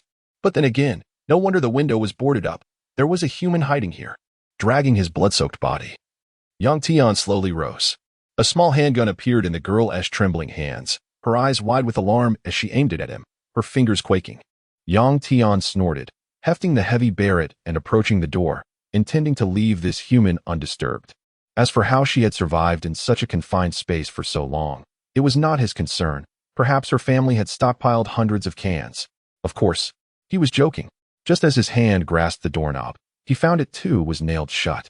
Silently contemplating, he turned and, under the anxious gaze of the girl on the stairs, made his way toward the shattered side window, one foot stepping outside. "Hello, did I hear you speaking just now?" The girl's timid voice unexpectedly broke the silence. With just that single action, her face paled further. No, it was more accurate to say it turned ashen. She prayed incessantly, the gun in her hand trembling even more violently. "Can you understand me? Wonderful. Could you find me something to eat? I have not eaten for several days. I dare not venture outside. I feel as though I am on the brink of death. Even a cup of water would suffice." Would it not? The girl's voice, imbued with a profound sense of yearning, floated softly from behind young Tian. He paused for but a fleeting moment, and in the next heartbeat, resumed his stride, gradually vanishing from the girl's sight. Chapter 23. I must be insane, I must be insane. Young Tian was cradling an abundance of food, several bottles of water, and a few loaves of bread, and he had fortuitously discovered a sausage beneath a collapsed shelf. Despite knowing that she would harm me if I approached her, why do I still treat her this way? Why do I continue to engage with humanity? With his eyes closed, young Tian envisioned the ungrateful little boy from the convenience store and, shaking his head vigorously, decided to consider it a form of compensation for breaking his family's window. Yet, these were mere excuses. The fundamental truth was that young Tian desperately needed someone to converse with, to share thoughts with. He was profoundly lonely. The isolation and suffering he endured amidst the hordes of zombies were experiences that no one could truly understand. Even though the character template clearly indicated that young Tian was a zombie, and his insatiable craving for fresh meat and blood constantly reminded him of his nature, he still yearned to be in the company of humans. He genuinely, truly did not wish to remain among the zombies, leading such a solitary existence. I must be insane to even entertain a request from a zombie. Simultaneously, the young girl in the villa uttered the same words. The girl, named Daphne, was a quintessential heiress, and in the world she once inhabited, her life was vibrant and colorful. However, everything changed a month ago. Soon, a group of zombies gathered near a sports car. Through the peephole, the owner of the house witnessed the girl hanging by a thread, and at last, he opened the door to rescue her. The villa had been plagued by zombies for quite some time. The owner of the room was a man in his 30s and a woman around 25 or 26. They were a married couple, equally shocked by the sudden upheaval. Daphne immediately called her home, but alas, the line was as difficult to connect as dialing 911. Subsequently, she attempted to reach her family through every possible channel, companies, hotels, until she finally managed to inform them of her whereabouts. Reluctantly, Daphne settled in, believing her stay would only be for a couple of days, anticipating that her family would come to fetch her or that the situation would improve. Yet, to her dismay, not only did her family fail to arrive, but the number of zombies also continued to swell. Ultimately, the government, once a beacon of hope, declared a loss of control and irresponsibly advised residents to stay indoors and await rescue. Thus, a week later, an unexpected event unfolded. The male occupant of the room intended to. Perhaps the chaos of the world had emboldened him. Or perhaps Daphne was simply too enchanting. Her grace, beauty, and figure were of top-model caliber, igniting the man's carnal desires. In any case, the situation escalated, and in the bedroom, as the man attempted to force himself upon Daphne, he was met with an unforeseen fate. A pair of scissors claimed his life. "Don't come any closer. I can give you money, whatever you desire," Daphne exclaimed in panic, her voice trembling. "Identity, status, any position you wish, just spare me." The man's excitement was palpable, his eyes gleaming as he responded, "You know, I have long desired someone like you, an unreachable heiress." Perhaps the man realized the shift in dynamics more swiftly, emboldened by the chaos of this new world. In the previous reality, a mere command from this girl would have obliterated the life he had painstakingly built. This was the chasm created by their respective statuses. He forcefully pinned Daphne to the bed, and in that moment, She recalled the scissors hidden beneath her pillow. She had intended to keep them for safety, a weapon in case zombies invaded. Yet she never anticipated encountering a human instead. The man, consumed by excitement, ripped at Daphne's clothing, oblivious to the impending danger. A piercing scream echoed through the room. But it was neither Daphne's nor the man's. It was the cry of the house's female occupant. There has been a murder. Help! Help! The woman appeared to be in a frenzy, turning and fleeing. Daphne had no time to concern herself with others. She kicked off the man who was still atop her and frantically adjusted her clothing. The scissors remained embedded in the man's neck, and she had no intention of removing them. In truth, everything felt surreal. The concept of murder should not exist in her world, and even if it did, it was something confined to the shadows of her family's dealings, with no direct connection to her.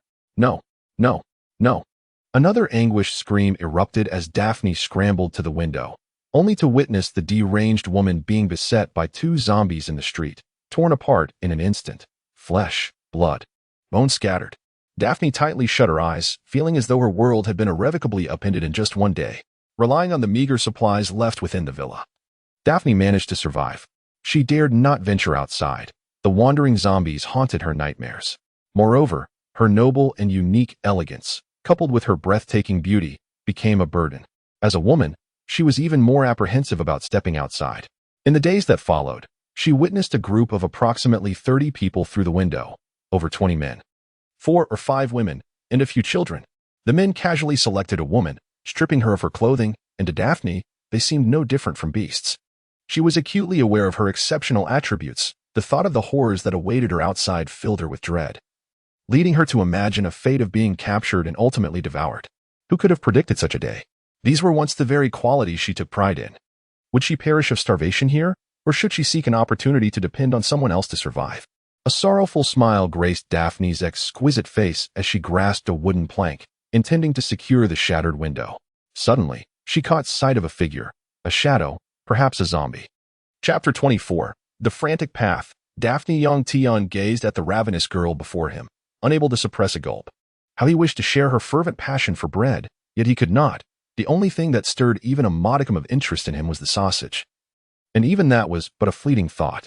He nodded, at a loss for words, yet he felt a profound sense of contentment in having someone to converse with. The loneliness of meandering through a horde of zombies each day was a burden only he understood. I don't know why you truly brought me food. Thank you. Really, thank you. The girl's voice trembled slightly. Tian nodded once more. Can you not eat me? The girl's eyes suddenly brimmed with hope, and even the thought of lying to her felt unbearable. Yet, there was no need for deceit. He merely felt a tightness in his chest, understanding that a creature who feasted on flesh had rescued a human. Were he in her position, he too might harbor similar thoughts. Really? The girl's eyes sparkled with joy as she exclaimed, You truly are not keeping me for when you get hungry? As she suddenly realized she had spoken too much, noticing the zombie before her seemed to be on the verge of losing control of its emotions. Yes. Understanding, however, did not equate to acceptance. When such a situation repeated itself, Tian could not help but think of himself as a fool. The boy from the convenience store pondered this, and he acted upon it, mirroring the girl's thoughts. Perhaps taking that step forward was inevitable. With a forceful swing of his arm, he seemed to release pent-up frustration, yet in the next moment, he deflated like a punctured balloon, leaning quietly against the wall. Perhaps this was his fate, the existence of a zombie. After a moment of silence, Tian tugged at his beret, slowly turning to walk toward the window. Once was enough, twice was sufficient. He could not afford a third lesson. He felt it prudent to leave while the girl remained still, fearing that if she ever betrayed him, he might not be able to resist ending her life. Wait, are you leaving? The girl observed the despondency flickering in the zombie's gray-green eyes before he turned away. She hastily called out, Please don't go. Tian felt no thirst for further conversation. His sole desire was to grow stronger, to strive for his goals. Before that, perhaps everything was but a fantasy. Please don't leave, if you can. A sudden awareness crept over him. Someone was approaching from behind, not with hostility, but merely in proximity. Daphne looked at the few bottles of water and loaves of bread on the floor. What would happen once she finished them? Would she succumb to despair? Would she starve? What if she encountered a team that would keep her captive, consume her? Even if she met an ordinary human, her meager skills would be insufficient. What if luck favored her? Thoughts of rescue were futile. Her family's dogs had yet to find her. If they truly sought her, how could a month pass without success? The government's so-called military had already retreated, clearly neglecting the populace. The best fortune might be to attach oneself to a leader of a group, bartering her looks for a fleeting existence, only to be discarded when true peril arose. Yang Tian paused, furrowing his brow. I apologize for my earlier offense. Could you stay? The girl lifted her gaze to the ceiling, feeling as though the world had turned gray. The once silent zombie now acted, and she felt the coldness of its tongue brushing against her neck. I am a zombie. You want me to stay? What do you truly desire? A low, gravelly voice emerged. Daphne gasped, paralyzed with fear, feeling the icy tongue on her pale neck, accompanied by the raspy voice akin to a demon's whisper from hell. She closed her eyes in anguish, realizing her fate. Though he had provided her with food and appeared kind, he could abandon her without a second thought, as if he sensed no blood or flesh upon her. Yet, he was still a zombie. How could she place her hopes in him? Do you truly believe I can trust you? Yang Tian's voice was heavy, devoid of emotion. If not for your aid, I might have ventured out to seek food myself. I know nothing and would easily fall prey to the zombies. I have witnessed countless perish outside. Daphne's voice quivered, murmuring, I can only trust you. This feels insane, but your unhesitating departure moments ago stirred something within me. Perhaps I feigned it, Yang Tian mused, surprised that such an action became the reason the girl wished to remain. How utterly absurd. Indeed, this world was inherently absurd, was it not? Yang Tian released his hold on her, observing her motionless form. So, what can you offer me? I can give you money, Daphne began, but halted, realizing that this world had transformed. Currency no longer held value. They had resorted to trading food, and even women. Yang Tian regarded the troubled girl, his voice hoarse once more. My demands are modest. I merely wish for someone to converse with, to share words like an ordinary person. Daphne widened her beautiful eyes, trembling as she inquired, so simple? Yang Tian shrugged, turning to survey the room.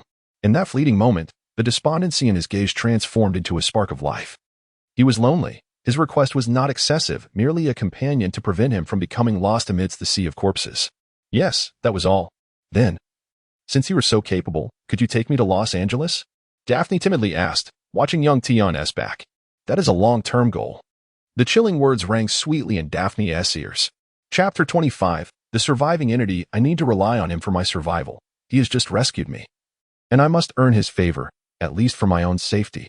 Daphne patted her heaving bosom, bolstering her courage and making a resolute decision.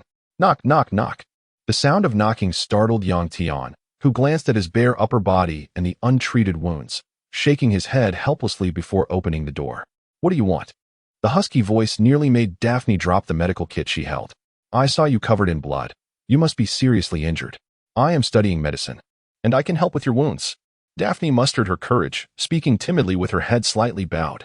Yang Tian raised an eyebrow, trying to suppress the aura of devastation around him. Aren't you afraid of me? We must face it. You are right. We have both chosen a perilous path, and at the very least, we should trust and care for each other. Yang Tian observed the timid girl before him for a while, before slowly moving aside to approach the bed. Feeling the path cleared by the zombie before her, Daphne closed her eyes and let out a sigh of relief. To put it nicely, she was concerned about this zombie. To put it bluntly, she needed to appease this creature, as her future fate rested in his hands. Daphne stepped forward, pulling aside Yang Tian's coat, revealing disheveled strips of cloth wrapped around his wounds. With each piece she removed, her eyes widened in shock, and by the end, she gasped softly. The man's body was riddled with wounds, reminiscent of vicious serpents. Sensing the gentle touch of the girl, a glimmer of appreciation flickered in Yang Tian's eyes. He hadn't expected this girl to possess such skill. He had thought she was merely an inexperienced maiden. Still in school? Feeling the atmosphere grow heavy, Yang Tian asked. Yes, UCLA Medical School. A hint of pride flashed in Daphne's eyes as she spoke those words, a feeling she had not experienced in a long time. Oh, a high achiever, Yang Tian teased. If it weren't for that eerie tone, the effect would have been even better. My name is Daphne Johnson. You can call me Daphne. May I know yours? She smiled, reaffirming her instincts that this zombie seemed to remember many things. Almost like a normal human rather than a creature with minimal intelligence. Yang. Call me Yang. He replied softly. You were once human, right? I'm sorry, how did you become like this? My team was targeted by a zombie chief, leading to an intense confrontation. Ultimately, We lost 3 teammates, while the remaining 4 were rescued. Oh, and I nearly forgot about myself. I suppose I should count as someone who has lost their life too. Young Tian spoke self-deprecatingly, gesturing to his ghastly appearance. My goodness, you truly are human. I mean, you remember everything? You possess wisdom, unabridged human thought. This is incredible. For Daphne, this revelation was monumental, as it meant she could feel a bit more at ease, knowing that before her stood a human wrapped in a zombie-esque shell. Thus, we can sit here and converse, and I can gaze upon your exquisite flesh without succumbing to the urge to pounce on you, Yang Tian murmured, his gray-green eyes scrutinizing the girl as porcelain skin, a sight that was intoxicating and irresistible temptation for a zombie like him. After a long pause, Yang Tian broke the silence again. Where is your home? Los Angeles? Daphne nodded, her eyes suddenly glistening. How did you end up in the Northwest? Tired of the beach? Perhaps? Yang Tian jested. During a vacation, I came here to escape my family as watchful eyes. They see everything through the lens of profit. If the world hadn't suddenly changed, I might have been married off within a year or two to a playboy I despise. Daphne shook her head lightly, speaking softly. I came here to clear my mind. Through a friend, I heard about the underground street racing scene here, hoping to experience the thrill of the racers. But I never expected to be trapped here. Street racing? Yang Tian asked, surprised. Yes, quite different from most girls, I assenti it. Daphne rubbed her slightly reddened eyes, her lips curling into a subtle smile, exuding a captivating confidence. Let me think. A young lady from a prominent family, a high achiever from UCLA, a thrill seeker in street racing. And above all, a stunning beauty. I can only imagine the suitors lining up to pursue you. Of course, Daphne exclaimed proudly, tying a bandage into a bow on Yang Tian's arm, lifting her head slightly with an air of superiority. But she suddenly stopped, covering her forehead with her delicate hand. Now, all those past glories are lost. I am merely a common woman struggling to survive. And my looks and figure have become a burden. Yang Tian shrugged. Didn't your family come to rescue you? What about your family's strength? Upper class, perhaps not top tier. The family may have perished, who knows in this damned world. I truly wonder where all these devils come from. God should punish them. Daphne grew increasingly agitated, eventually cursing, completely oblivious to the zombie before her. Daphne was at a loss for words. As Yang Tian pointed out, what would become of her? Starting tomorrow, I can teach you a few things, Yang Tian said in a deep voice, observing the bewildered girl. What things? A flicker of confusion crossed Daphne's azure eyes. Things that can help you survive, Yang Tian replied, gazing at the bow on his arm. You must learn. I cannot take someone who can't even hold a gun steadily to Los Angeles. Yang Tian stated firmly. Who says I can't hold a gun steady? Daphne pouted cutely, tying another bow on Yang Tian's arm. Chapter 26. Daphne's growth location, the neighboring villa. Kill it. A hoarse voice echoed, chilling and sinister, accompanied by deep, gray-green eyes that sent shivers down one's spine. Upon hearing these words, the girl trembled slightly, her lustrous black hair falling in disarray around her. Panic filled her azure eyes as she clutched a handgun, her hand shaking uncontrollably as she retreated step by step. Don't come near me, Daphne pleaded, gazing at the staggering zombie approaching her. Yet, to the hunting zombie, human language was incomprehensible. In its eyes, there existed only the allure of blood and tender flesh. If you don't shoot, you will die. Yang Tian's eerie voice continued. I will not save you. I am serious, even if it brings you to the ground. Devouring your flesh and draining your blood, I will not intervene. And no, Yang Tian's words seemed to resonate. And Daphne covered her mouth with one hand while gripping her Glock 18, which held a magazine capacity of 20 rounds. With a resounding bang, she pulled the trigger. The zombie howled in agony, but the shot missed its head and struck its shoulder instead. The creature lurched back but displayed no signs of pain. Within moments, it lunged towards Daphne once more. Get away. Stay back. Daphne pressed the trigger repeatedly, firing 2 more shots, but in her frantic state, she failed to hit the zombie's head, continuing to retreat. Shut up, damn it, young, she cried out in desperation, firing until her magazine was empty. Among the 20 shots, only 2 or 3 struck the head, and given the proximity, such accuracy could only indicate that the girl was utterly terrified. With the gun silent, Daphne continued to squeeze the trigger, the crisp clicking sound echoing. Her eyes were red, and she muttered, Devil, go away, don't come near me. God bear witness. The last time Daphne killed that man was in a moment of rage. She had no idea where the courage came from, but she had plunged a knife into him. After witnessing the deaths of the master and mistress, She spent an entire day crying on the bed, too terrified to move. Living in the villa for over a month now, she had yet to step foot in that room again. It's dead. Congratulations, you've killed it. Yang Tian stepped closer and softly said, and congratulations to you for surviving. Unable to contain herself any longer, Daphne collapsed into Yang Tian's arms, weeping profusely. After a long time, she suddenly propped herself up and began to pound her fist against his chest, choking on her words. Why didn't you help me? You just watched it pounce on me. It was going to eat me. How could you just stand there? Damn it, why didn't you help me? How could you do this? Yang Tian scratched his head, observing the emotionally unstable girl, unsure of how to respond. Had he frightened her too much? After a while, Daphne gradually regained her composure and remembered she had been shooting at a zombie, one that was far more formidable than the usual mindless ones. I'm sorry, Daphne murmured, lowering her head as she slowly withdrew from Yang Tian's embrace. You must have the courage to face this. Only then can you survive in this world. Yang Tian replied, ignoring her apology. Now, let me teach you how to reload. Under Yang Tian's guidance, Daphne clumsily changed the magazine. And when she caught a glimpse of the admiration in his eyes, her cheeks flushed. Extend your right arm holding the gun, bend your left arm, supporting the grip with your left palm, and place your left thumb against your right middle finger, Yang Tian instructed, wrapping his arms around her delicate form to correct her stance. This method steadies the aim at their heads. Do you understand? You can do it. I understand. Aim for their heads, Daphne replied thoughtfully, though a hint of panic still lingered in her gaze. Suddenly, she felt the weight of Yang Tian's heavy breathing, his warm breath brushing against her neck. Yang Tian, he gazed at her with a predatory glint in his eyes, the intoxicating scent of blood wafting through the air. Her smooth, fair skin appeared irresistibly alluring to him. Yang Tian buried his face in the nape of her neck, greedily inhaling her enticing scent, his body trembling slightly as he yearned to take a bite, even just a taste. No, I cannot. How could I harm her? A fierce internal struggle waged within Yang Tian's mind, torn between primal desire and the faint remnants of sanity. Daphne, please don't, she pleaded, her voice tinged with bitterness, her hands trembling violently as she clutched the gun, revealing the depth of her fear. Her desperate cries jolted Yang Tian back to reality, and he pushed her away forcefully. Gasping for breath, he pressed his forehead against the wall, sliding down to the floor, painfully grasping his hair. The battle between desire and reason raged on, overwhelming him.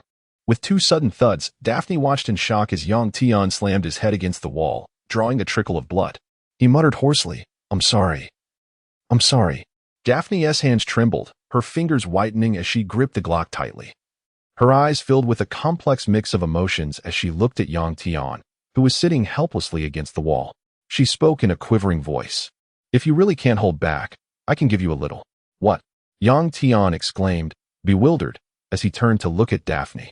Daphne stepped closer, withdrawing a dagger, closing her eyes as if making a decision, and gently cut her delicate finger, allowing a droplet of crimson to emerge. Yang Tian swallowed hard, his eyes burning as he gazed at the vivid blood, struggling to suppress the urge to suck her finger, his voice hoarse. You're playing with fire. No. Yang Tian pushed her hand away, knowing that succumbing to temptation would only lead to ruin. Why do this? After a lengthy silence, Yang Tian leaned back against the wall, tilting his head to gaze at the pale-faced girl before him. I just wanted to ease your cravings, Daphne said, her body trembling slightly. I know you're in pain. Yang Tian looked at her exquisite face and slowly rose to his feet, reaching out to gently ruffle her dark hair. Daphne instinctively closed her eyes, her heart racing with anxiety. Yang Tian paused, then smiled bitterly, saying, Don't do this again. It's dangerous. It won't satisfy me. It will only awaken my primal instincts further. He gently patted her head, assuring her, regardless, thank you, and don't be afraid. After all this time, haven't you come to know me? I merely lost control for a moment. I swear, I will not harm you. Daphne opened her eyes slightly, pouting as she softly chided, Then why did you scare me? Yang Tian found himself both amused and exasperated by her playful reprimand, and in that instant, he realized that his earlier agitation had subsided considerably. Could it be that some things could indeed be alleviated and healed? Yang Tian pondered quietly. Chapter 27. Growth Plan. With a rhythmic gulping sound, Yang Tian drank deeply from the blood bag. This was the blood bank in the heart of Wildcat City, a place that had become a sanctuary for him.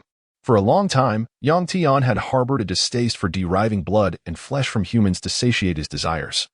As he had lived as a human for over 20 years, and the ingrained beliefs from that life made it difficult for him to indulge in such actions.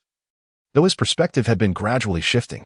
Likewise, he abhorred the idea of consuming flesh from zombies, as it was nothing short of repulsive to him. Primarily, young Tian's diet consisted of beef and lamb. Although he found some solace in the blood bank, at least he could accept drinking human blood.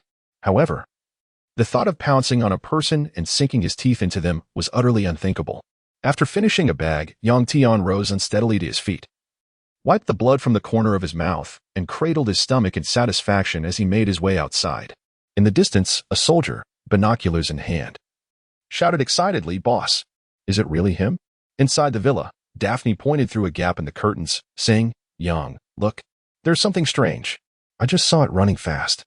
Unlike those mindless zombies, young Tian approached, his gray-green eyes peering through the window. Daphne furrowed her brow, covering her mouth and nose with her delicate hand. As the pungent smell of blood emanating from young Tian overwhelmed her senses. "It's truly revolting," she muttered, scrunching her finely shaped nose. Young Tian nodded, then turned to another window, saying, "Stay here and wait for me. I'll go meet him." "Young, please be careful," Daphne cautioned, concern flickering in her cerulean eyes. Young Tian paused, feeling an unexpected warmth in the moment that was almost blinding. "Hey, you." "Yes, you. Come over." Young Tian's gray-green eyes gleamed with an intense light as he called out to the peculiar zombie. A spark of realization ignited within him. If it possessed some cognitive ability, then it was certainly not an ordinary zombie, but of a higher caliber. Could it possibly harbor a biochemical crystal within its mind? With a whimper, he thought aloud, "I just want to make a friend. Let us find a barbecue joint, grab a couple of beers, grill some lamb skewers, and have a chat?" The strange zombie appeared puzzled, scratching its head as several large question marks seemed to materialize above it. Observing this human-like gesture, young Tian couldn't help but feel a little amused. "How about it?" Suddenly, the peculiar zombie stumbled back, retreating 6 or 7 steps in an instant. Showcasing a speed that astounded young Tian, ordinary zombies moved at a snail's pace compared to this one. With a loud whimper, the strange zombie brandished its claws and lunged at young Tian. Swiftly, he sidestepped, seized the claws mid-attack, and with a deft flick of his right hand, brought his dagger down with ferocity. The zombie's wrist was cleanly severed. "You're still too green." Young Tian unleashed a fierce aura, a wave of high-level zombie energy that instantaneously immobilized the creature before him. The lowly zombies in the distance trembled in fear. In that brief moment, young Tian's dagger had already glided across the zombie's neck. With a mournful roar, the strange zombie let out a brief, anguished cry before falling silent. "Ding! You have slain a primary zombie. Earned 10 points. Young Tian gazed down at the headless corpse, contemplating, primary zombie? Since his transformation, he had been a primary zombie. And now he had evolved into an ordinary one. This primary zombie must be inferior to an ordinary zombie, ranking below those cannon fodder zombies. As he pondered, young Tian picked up the severed head, thrusting his dagger into it, and skillfully carved out a green crystal that caught his eye. A wave of joy washed over him. There truly was a biochemical crystal. Ding. Item discovered. Primary brain core. Edible. Effects. Enhances hidden attributes, and more. To be developed by the host. Was this not a biochemical crystal? Young Tian frowned at the item, then without hesitation, swallowed it whole. There was no system prompt, nor any skills acquired. He merely felt a subtle energy coursing through him before vanishing. As he savored the experience, he sensed a slight increase in his speed. Though it was barely perceptible, just a minuscule enhancement. If his earlier deductions were correct, the contents of a primary zombie's brain could only be referred to as a brain core, whereas those derived from the green and white mother bodies could be called crystals. Young Tian contemplated, unsure if his reasoning was sound. Yet he was certain that many primary zombies lay hidden within the vast sea of corpses. Otherwise, the mother bodies wouldn't have evolved. This meant that his means of advancement lay in devouring them.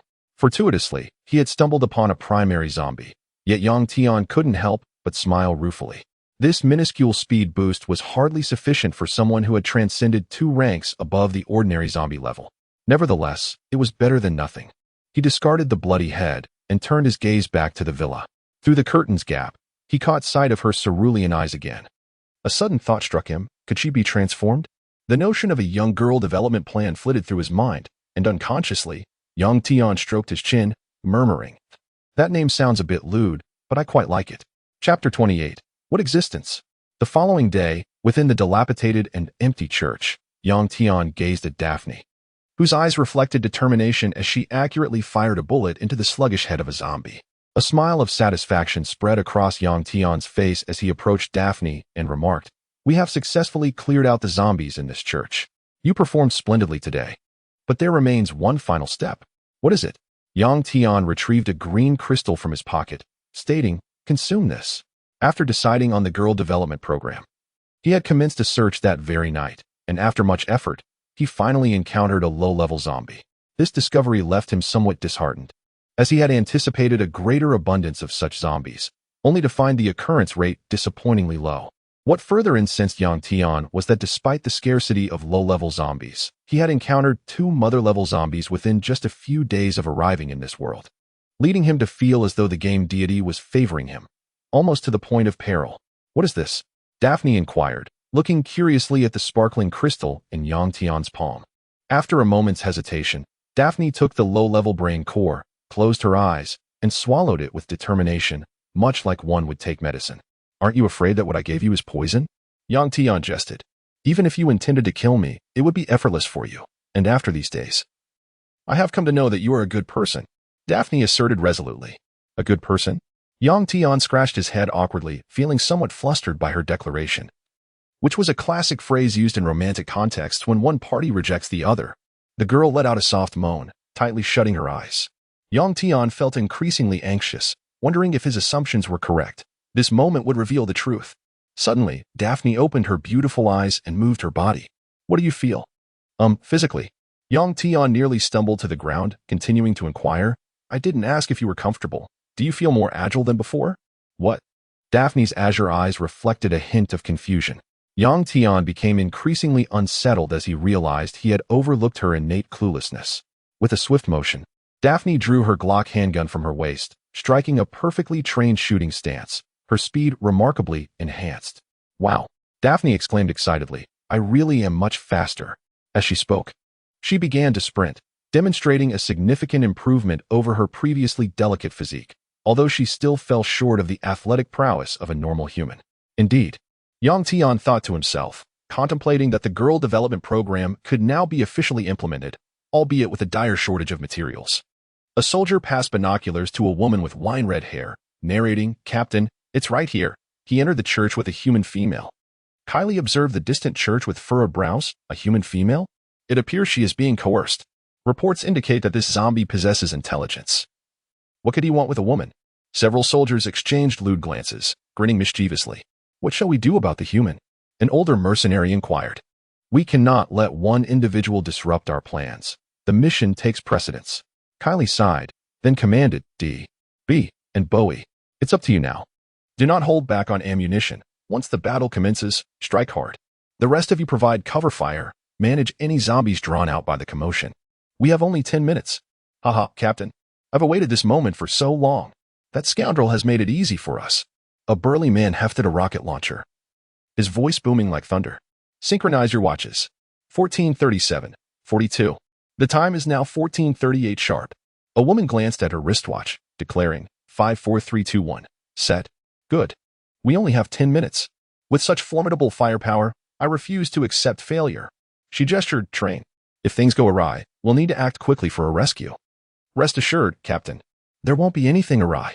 What you see will surely be its corpse." The large man with the rocket launcher boisterously proclaimed ahead of the codenamed train. "I know you all are confident, but never forget how Team 6 lost half their members." The woman shot a cold glance, asserting, "Our current advantage lies in the shadows. While it has no time to summon its minions, within 10 minutes, we must deploy all our preparations." "Yes, yes." The woman shook her head, regardless. This mother-level zombie held immense significance for the organization's research, and she was determined to capture it. Kylie ordered, "At 14:50, the mission officially commences. You should now be able to hold a gun steadily.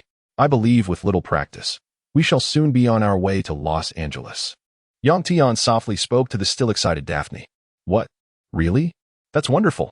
Daphne's lovely lips curved into a smile that was utterly enchanting. Yet, this scene felt bittersweet to Yang Tian. Indeed, human society was her rightful place. Who would willingly choose to be with a zombie? As Yang Tian pondered, a sudden crash of breaking glass jolted him from his thoughts. Looking up sharply, he saw a figure silhouetted against the shattered window, a rocket launcher aimed directly at him.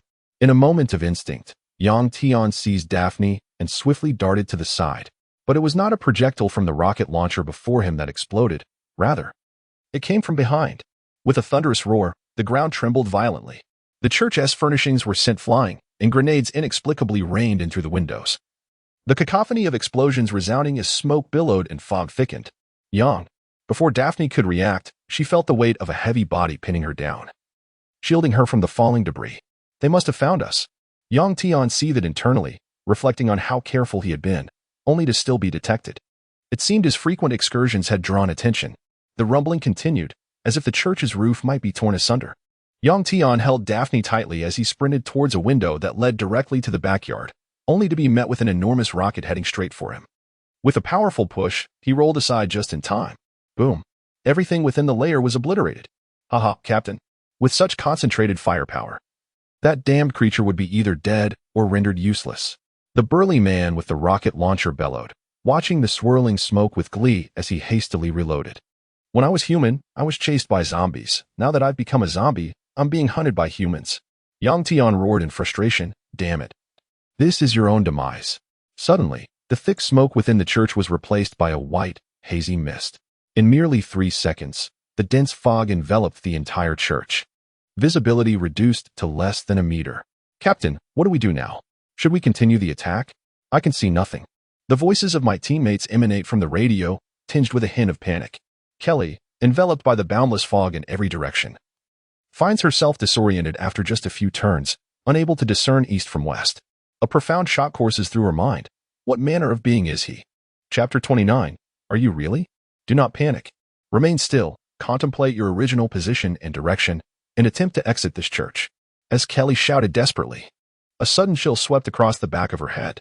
With a swift movement, Kelly felt a searing pain on her face at such close proximity. She undoubtedly saw the massive shadow of a fist. She raised her arm to block, but the violent pain surged through her forearm. This zombie was incredibly powerful. She had initially believed that with advanced weaponry and formidable firepower, she could incapacitate the zombie mother. Yet unexpectedly, it possessed such prowess. With a swift kick, Kelly stepped back, her long, elegant leg striking out, only to collide with Yang Tian's arm. Yang Tian, using the momentum of his blocking arm, wrapped his left hand around her beautiful leg, while his right hand clawed towards Kelly's head. In a flash, Kelly drew a weapon from the side of her leg and decisively pulled the trigger. The sound of shell casings clattering on the ground resonated, and Kelly felt a release as the zombie that had attacked her vanished. Yet, within a heartbeat, a horrific aura suddenly enveloped her from behind. This woman's assaults seemed never-ending, but Yang Tian, having been enhanced, held an overwhelming advantage. Grasping Kelly's wrist, his sheer strength rendered her unable to resist. The dagger that was meant for Yang Tian now pressed against her own neck. Gulp. Kelly dared not move, swallowing hard as the sharp blade carved a line of crimson across her throat. Oh, dear God. Yang Tian leaned closer, his gaze fixated on the bloodstains adorning her face. Unable to restrain himself from licking the luscious droplets, Kelly felt as if a powerful hand had seized her neck, forcing her body against the wall. An overwhelming sensation of suffocation enveloping her. Yang Tian's face drew near, exerting pressure as he spoke. I have no desire to end your life. However, we are adversaries now. My demands are not excessive. I merely wish to survive. Yet, you are unwilling to allow this. Do not blame yourselves, but likewise, do not blame me. You can speak? Kelly's eyes widened in disbelief, murmuring in shock. Before she could process this astonishing revelation, the sensation of suffocation intensified, the grip on her neck tightening. Suddenly, a delicate, pale hand rested upon Yang Tian's forearm. Kelly gazed helplessly at the unexpected fingers, so tender, so white, so exquisite. It was unmistakably a woman's hand. You frighten her. A melodious voice chimed softly, ethereal as if it descended from the heavens. At such close quarters, Kelly found herself unable to discern the woman's features, only catching a glimpse of the man's face before her. Yet, Daphne attempted to articulate a defense but found herself at a loss for words. Just moments ago, you nearly fell victim to them. Of course, I am to blame for involving you. Yang Tian chuckled ruefully. None of that mattered now. The crucial point was that this person must die. Puppet. Kelly, pinned firmly against the wall, suddenly uttered, her flushed cheeks barely managing to form a single word. Yang Tian paused, instinctively loosening his grip to allow the nearly suffocated Kelly a breath. You know me? Yang Tian inquired, frowning. Kelly glanced at Yang Tian's arm, revealing a tattered piece of clothing that exposed a tattoo, a spark design, matching his height and skin tone. Puppet? Daphne stepped forward, astonished, never having known that this man, steeped in a dreadful aura, bore such an endearing name. Kelly finally beheld the woman clearly. Her voice matched her beauty, truly enchanting, her voluptuous figure rivaling her own. Her exquisite features artfully formed a stunning visage, with azure eyes shimmering with surprise as she tilted her head towards Yang Tian. The juxtaposition of a breathtaking maiden and a bloodthirsty zombie struck an incongruous note in Kelly's mind. Are you truly a puppet? The one Jesse mentioned? Kelly inquired softly. Serpent? Yang Tian murmured, recalling the tumultuous encounters with a group of mercenaries upon his arrival, feeling as though it had transpired yesterday. We are the best of sisters, Kelly declared. They dragged me onto the war chariot, and thus I became this way. Yang Tian's deep, hoarse voice faltered ominously. Kelly paused, realizing her leverage was rather weak. She saved me, but I also saved her. We are even. Yang, what will you do with her? Daphne asked, observing Kelly, who had ceased her desperate struggles. If she lives, we shall encounter more troubles. Yang Tian regarded the silent Kelly, murmuring, Yet even if she perishes, we will still face numerous complications. His words ignited a flicker of hope within Kelly's heart. What became of the hound? Yang Tian inquired. Oh, it seems he did not receive the punishment he deserved. Your organization is indeed dark, haha. Yang Tian's mind was filled with the bewilderment and resentment reflected in the snow leopard's eyes as it faced demise. Feeling a sense of injustice for the snow leopard's efforts to rescue the hound. Kelly raised an eyebrow, intrigued by the implication of his words. Yang Tian lowered the weapon from the side of the woman's leg, solemnly asking, Where is your base? Kelly took a deep breath, closing her eyes tightly. After a moment, she resolutely declared, I am a mercenary. You may kill me. I will never betray the organization. Yang Tian was momentarily taken aback. A glimmer of amusement in his gaze as he pressed the gun against Kelly's forehead, asking, Are you truly unafraid of death? Chapter 30. The Sorrowful One and the Solitary Corpse. You seem quite defiant. Are you truly unafraid of death? Yang Tian inquired with keen interest, gazing at the thorny rose before him.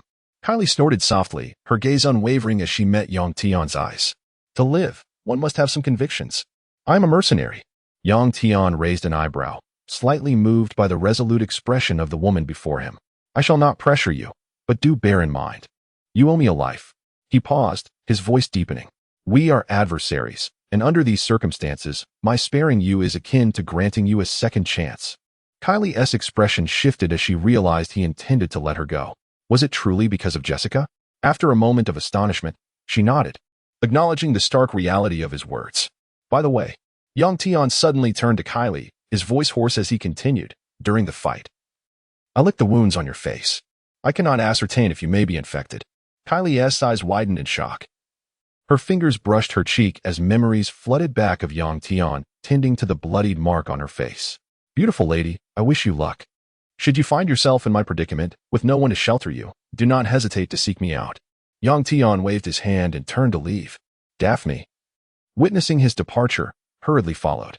As Kylie watched the figure and the corpse gradually fade into the mist, she sighed in relief, having narrowly escaped a perilous fate. Yet, would she truly be infected? Just as she relaxed, a shadowy figure emerged from the fog. Its eerie voice echoing once more. The condition for your survival is to provide an alibi and conceal this matter. Does your so-called conviction contradict this condition? Kylie, gazing at the indistinct silhouette, slowly bowed her head in silence. A swift motion struck her neck. Yang Tian watched as Kylie collapsed to the ground. Realizing that his true journey of evasion had only just begun, he sighed softly and vanished into the mist once more. Unbeknownst to him, a soldier nearby stifled his breath, hiding beneath a wooden bench, faintly hearing the unfolding events. Where did you go? Daphne asked, appearing suddenly beside Yang Tian, her lips slightly pouting. Yang Tian scratched his head, sensing the unusual tone in her voice. Daphne, too, seemed to recognize her own tone was off. Having spent considerable time with him, relying on his care, and finding safety beneath his wings, her perceptions had subtly shifted. She realized she had developed a fear of loss, a fear of being taken away. Indeed. In this unrestrained world, I should indeed take some action, Yang Tian remarked, his gray-green eyes gleaming with determination as he turned to Daphne. Daphne was taken aback by his gaze. Despite growing familiar with him, she understood he would not harm her. Yet, she felt she had overstepped. Having been cared for so attentively, she had forgotten who he truly was. Tian shrugged, ceasing the playful banter. "Madam, we must depart. We must leave at once. As for what you desire, it may soon arrive." "Los Angeles," she exclaimed. "Really?" "Of course. First, we need a vehicle or something similar." "Are you afraid?" Tian asked softly, observing Daphne leaning against the motorcycle. With a resigned sigh, he rummaged through his backpack for a map amidst the food and water he had gathered. Using a metal lighter he had found on Kylie to illuminate the map. "What were you doing during such times?" Daphne suddenly spoke, her voice trembling. "Such times?" Tian paused, reflecting on what he had been doing during nights like this. Yes, before this world turned to hell, Daphne turned to face the bewildered Tian. Daphne shook her head, her voice choked with emotion. "You do not understand. You know nothing. You are accustomed to war, but I have never encountered such a reality. My world was never like this. Living in war every day?" Tian forced a smile. "You think I have not come from a life of comfort? I too have suffered. I too have felt lost. I was once as ignorant as you. That damned game forced skills upon me. After being thrust into this place, the first thing I saw was a grotesque zombie. What was I to do? Be afraid? Be weak? If I do not resist, I will perish. My strength has allowed me to survive, yes, merely to survive temporarily. So what? Now I exist in this grotesque semblance of humanity." Tian gripped his firearm tightly. Gazing at the starry sky, waves of desolation washing over him. Simultaneously, the girl weeping softly raised her head, her tear-stained eyes reflecting the brilliance of the stars above. Underneath a beautiful night sky, a sorrowful soul and a solitary corpse lingered. Chapter 31. Special Forces Team Chief, please think carefully about what has transpired, a soldier inquired. Glancing at Kelly, who sat silently in the back seat, smoking a cigarette. "The organization has ordered us to report immediately. Does this contradict my so-called insistence?" Kelly replied sharply, flicking the ash from her cigarette, her lips parting slightly. "I don't know. I was knocked unconscious and only saw a blurred silhouette of a corpse. When I awoke, everything on me was gone." "Are you joking, Chief? It knocked you out? Did it consume you?" The soldier, who was reporting, lowered his communication device. Astonished at his longtime leader, Kelly abruptly turned her head, her gaze piercing, and coldly stated, "Did you not hear me clearly? Do you require me to repeat myself?" "And no." The soldier shivered, resuming his report to the base. The other team members remained silent, but one soldier, who was quietly cleaning his weapon, hesitated momentarily, his eyes flickering before he continued, as if nothing had occurred. "Is that so?" Daphne held a submachine gun in each hand, striking an impressive pose. A stark contrast to the sobbing girl from the previous night. Tian, who was organizing his gear, turned to see Daphne's stance and shook his head, saying, "You can't even handle one gun properly. How can you manage two? But in the movies, people do it like this. It's so cool." Daphne's eyes sparkled with excitement as she struck various poses.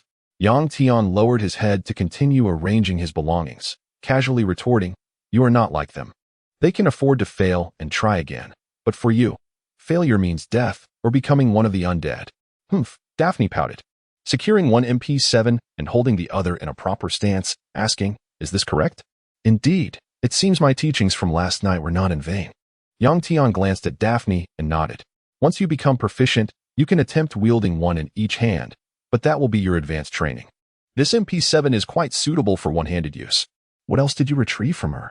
Daphne asked with keen interest, observing Tian rummaging through his backpack. "Nothing much. Just a dagger and a submachine gun. In her combat form, how could she carry so many items?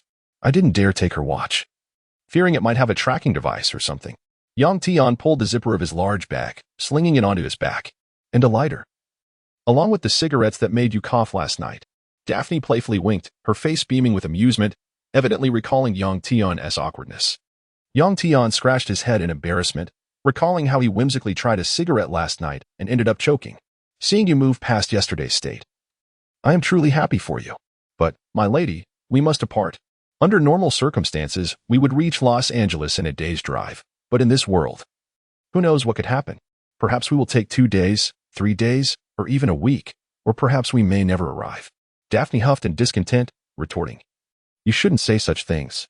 Climbing onto the motorcycle, Daphne expertly started it and called out, "Get on." You bicycle rider. Yang Tian felt a fresh wave of embarrassment. There were no motorcycle skills in the game, and having never ridden one, he certainly had no experience. He could drive a car, having learned during the summer break after his college entrance exams, but motorcycles were entirely foreign to him. He recalled their efforts to find several cars, all of which ended up wrecked until they discovered this motorcycle. Just as he contemplated whether to give it a try, Daphne had already lifted the fallen motorcycle, skillfully adjusting and starting it. Upon realizing that Yang Tian could not ride a motorcycle, Daphne's initial reaction was astonishment. In her mind, this omnipotent man was akin to a deity, only to be followed by a teasing smile, her charming expression prompting Yang Tian to shrug helplessly. With the wind howling past them, Yang Tian steadied himself, gripping Daphne's shoulders, trying to maintain a respectful distance. Intimacy. Yes, he certainly desired to be close. Such an enchanting girl was someone he wished to hold. Yet the greatest torment was his fear of succumbing to temptation. For Daphne's corporeal form was the most irresistible allure for him. Is this direction correct? Daphne called out, turning her head slightly. What? That zombie is named Puppet? A middle-aged man in a suit, seated in an office, asked in astonishment, gazing at the solemn soldier before him. Indeed, I vaguely overheard some conversations. That mother zombie is referred to as Puppet by Kelly. The middle-aged man hastily retrieved his communication device, pondered for a moment, and dialed a number. Hello? Who is this? A languid voice answered on the other end. Hound, didn't your original first team have a temporary addition named Puppet? A soldier reported, the mother zombie we are currently hunting. The one that defeated that white zombie we've never seen before is indeed Puppet. It can speak, and its strength is formidable. What did you say? Hound, seated on the sofa, sprang to his feet, clutching the phone. Yes, the soldier also overheard some conversations. You should come over. How about we assign this matter to your team? It has now entered your jurisdiction, and it is beyond the capabilities of ordinary mercenaries. Hound's voice brimmed with excitement. Haha. Buddy, I just received 2 crates of fine wine from a friend, and I was about to deliver them to you. Perfect timing.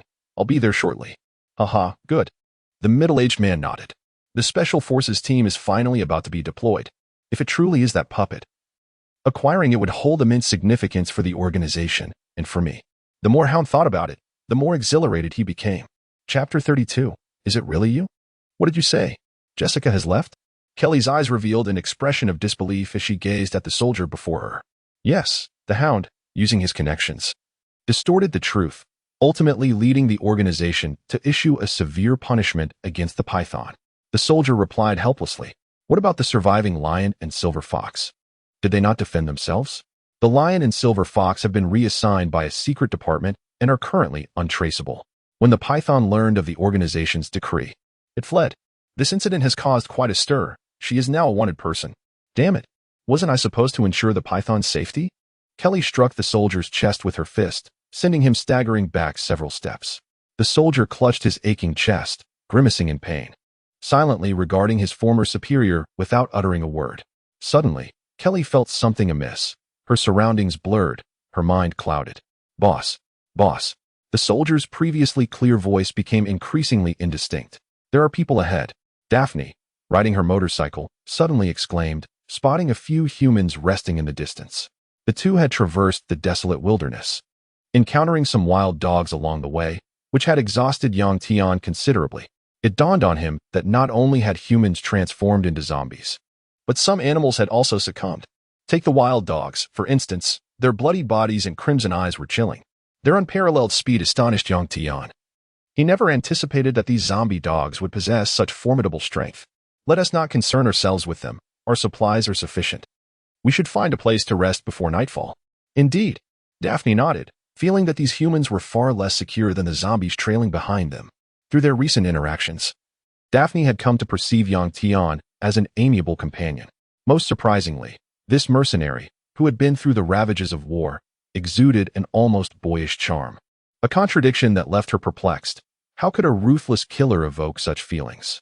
Miss Daphne. A sudden exclamation of delight interrupted her thoughts as a ragged middle-aged man approached, his eyes gleaming with joy. Is that you, Uncle Bill?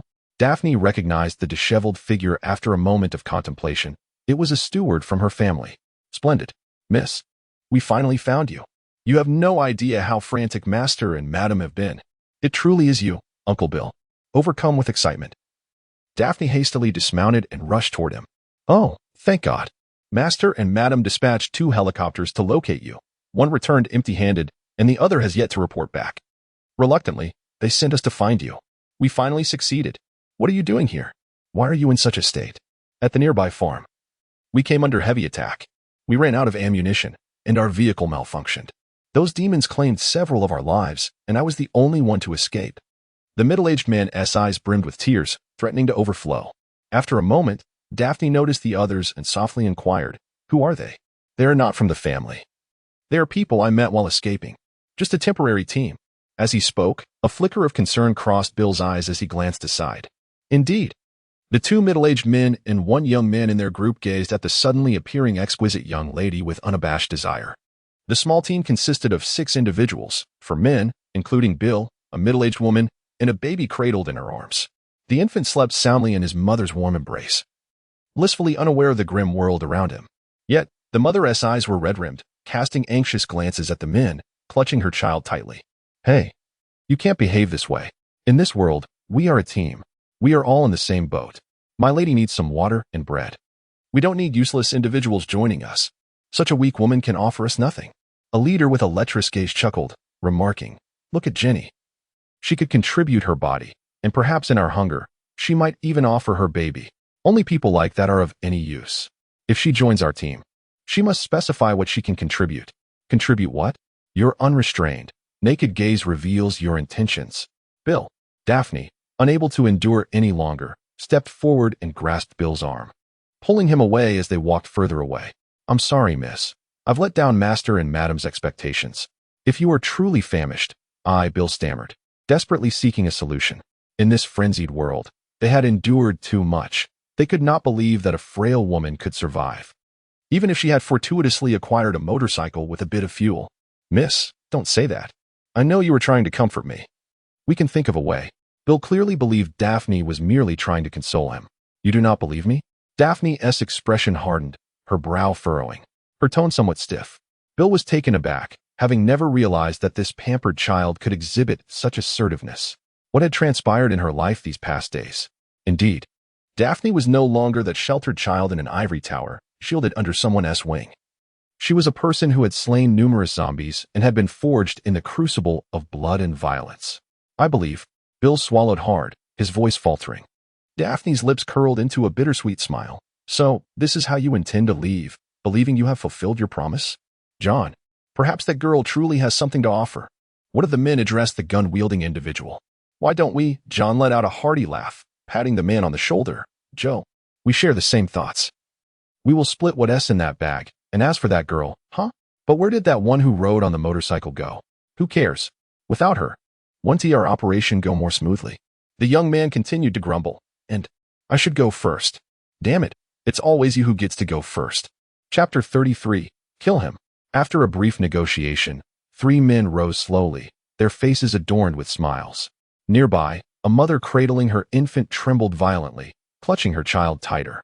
Upon witnessing the trio brush past her, she exhaled deeply, casting a glance at the exquisite young lady accompanying Bill in the distance. A flicker of compassion crossed her eyes, yet it was overshadowed by a profound numbness. "Oh, God, is this real?" Bill gazed at his backpack, brimming with provisions and water, his hands trembling with excitement, as if fearing the food might vanish at any moment. "Let us eat a bit later," he suggested, but was abruptly interrupted by a loud whistle from a distance. "Hey, Bill, are you persuading her to join our team?" John called out with a hearty laugh. This remark momentarily stunned Bill. The reality was stark: survival in this world necessitated allies. He acutely felt the frailty of an individual's strength, fully aware of the malevolent intentions harbored by the 3 men, as well as the brutalities they had inflicted upon the middle-aged woman in recent days. "But I have no interest in joining your team," Bill retorted defiantly. "Furthermore, I am no longer part of your group." "Wow, girl, you're quite feisty." The young man chuckled, adding, "So you intend to leave the team? How will you survive? We even encountered wild dogs earlier, and we lost a brother because of it. Just imagine those beasts charging at you. An old man and a young girl, how will you manage?" Bill's body involuntarily trembled. The recent battle was still vivid in his memory, terrifying. "Indeed, miss." Bill's voice quivered slightly, evidently swayed by the young man's words. "Shut up," Daphne coldly interjected, casting a disdainful glance at the 3 men. You can leave now. I have no interest. Huh, Peter. You were right. She truly is fiery. Joe chuckled, swiftly steering the conversation back on track. What's in the bag? Team supplies should be shared. I never agreed to join your team. Daphne exclaimed angrily. No, you must join us, right, Bill? John's expression was one of mockery as he turned to Bill. Miss. I said be quiet. Daphne shot a glare at Bill, her eyes narrowing as she regarded the encroaching trio. Leave now, or I won't hold back. Well, I adore your attitude, girl. Soon, I'll make you obedient. Peter laughed heartily, advancing slowly. Stop. John suddenly raised his shotgun, eyeing Daphne, who was stealthily reaching for her Glock. Don't move, or I will shoot. Daphne froze. She had indeed intended to retrieve her weapon. Due to the lack of proper gear, she had hastily placed her Glock in her bag during their frantic escape, but she had kept the handgun on her person. However, she hadn't anticipated that her actions would be noticed. Hey, let us talk this out. It's just about joining the team. We can share the food in the bag, but if we're a team, we must unite. Lower your gun. Bill waved his hands, recalling that he had once wielded a firearm, but in his flight from the town, his gun had long been rendered useless, and in a moment of frustration, he had even thrown it to the ground. When he finally escaped, he regretted that impulsive act, but in that life-or-death situation, it had been a moment of sheer folly. In this world, the one with the gun held power, at least within this group. The two middle-aged men and the young man all bore firearms, establishing their dominance. With John as the oldest among them. Not so brave now, are you? Peter raised an eyebrow, his face smirking as he snatched the backpack and opened it, exclaiming in astonishment, Oh my God, what do I see? Canned goods, bread, water, and sausages. Goodness, beef jerky. Daphne felt bitterness rise within her. All these items were what Yang had painstakingly gathered over hours, traversing numerous convenience stores in zombie-infested areas, places where humans dared not tread. As Peter rummaged through the bag, he stumbled upon two MP7s hidden in the second layer. He gasped in disbelief. Heavens, even submachine guns? No wonder you chose to go solo. What? Submachine guns? Joe and John could no longer maintain their composure. Food was essential for survival, but firearms were even more crucial. And this woman possessed a submachine gun. Their team was armed with only a shotgun and two handguns. Miss, you, Bill's expression mirrored his shock. He had never anticipated such a discovery, having been too absorbed in the food to notice the firearms. Hey, girl, since our boss won't let you move, it seems you have something hidden away? Joe approached swiftly, his hands reaching for Daphne's slender waist. Daphne's eyes turned icy, her hand instinctively moving, but John's gun was directly aimed at her, preventing her from making any move. Bang! A gunshot rang out. A bullet sliced through the air, the force knocking John back 2 steps. His head exploded in a gruesome display. Peter, still rummaging through the bag, froze in shock, momentarily dazed by the sudden turn of events. This was utterly bizarre. Joe reacted at the same moment, his body tense as he hastily reached for his gun, unable to fathom how rapidly the situation had deteriorated. Bang! Daphne tightened her body, drew her gun, disengaged the safety, and aimed. Her movements were swift and precise. Her compact Glock was now trained on Joe's head, outpacing him by an extraordinary margin. Don't move. The dynamics had shifted in an instant. Joe dared not stir. His swift actions could not match the moment Daphne was about to pull the trigger. Ma'am, we can discuss this calmly. Joe's face donned a veneer of goodwill as he slowly moved his hands. Drop your gun. Now, or else.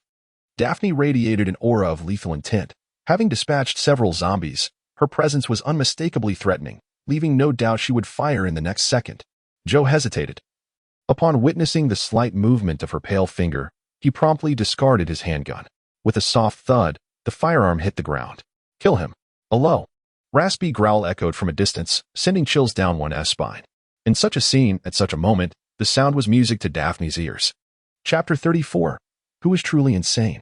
Daphne gazed at the living human before her, a stark contrast to the undead. After all, Joe was her kind. The thought of ending his life conjured the haunting rasp of a voice that echoed in her mind. Imagine what they were about to do to you. Bang. To everyone's astonishment, Daphne's trembling finger indeed pressed the trigger. A vibrant life vanished before their eyes. A scream erupted as Peter clutched his wounded shoulder, writhing in agony on the ground. Continue, the raspy voice urged once more. With a slight tremor, Daphne opened her eyes again, aiming the Glock at the writhing and moaning Peter. At that moment, Peter was paralyzed with fear, crawling backward while pleading, Please, I beg you, don't. Just then, A female voice interjected, "Are you going to kill him?" Both Bill and Daphne turned to see a woman cradling a baby. "What?" Daphne narrowed her eyes, her tone laced with coldness. "May I take care of it for you?" The mother, with great resolve, managed to utter those words.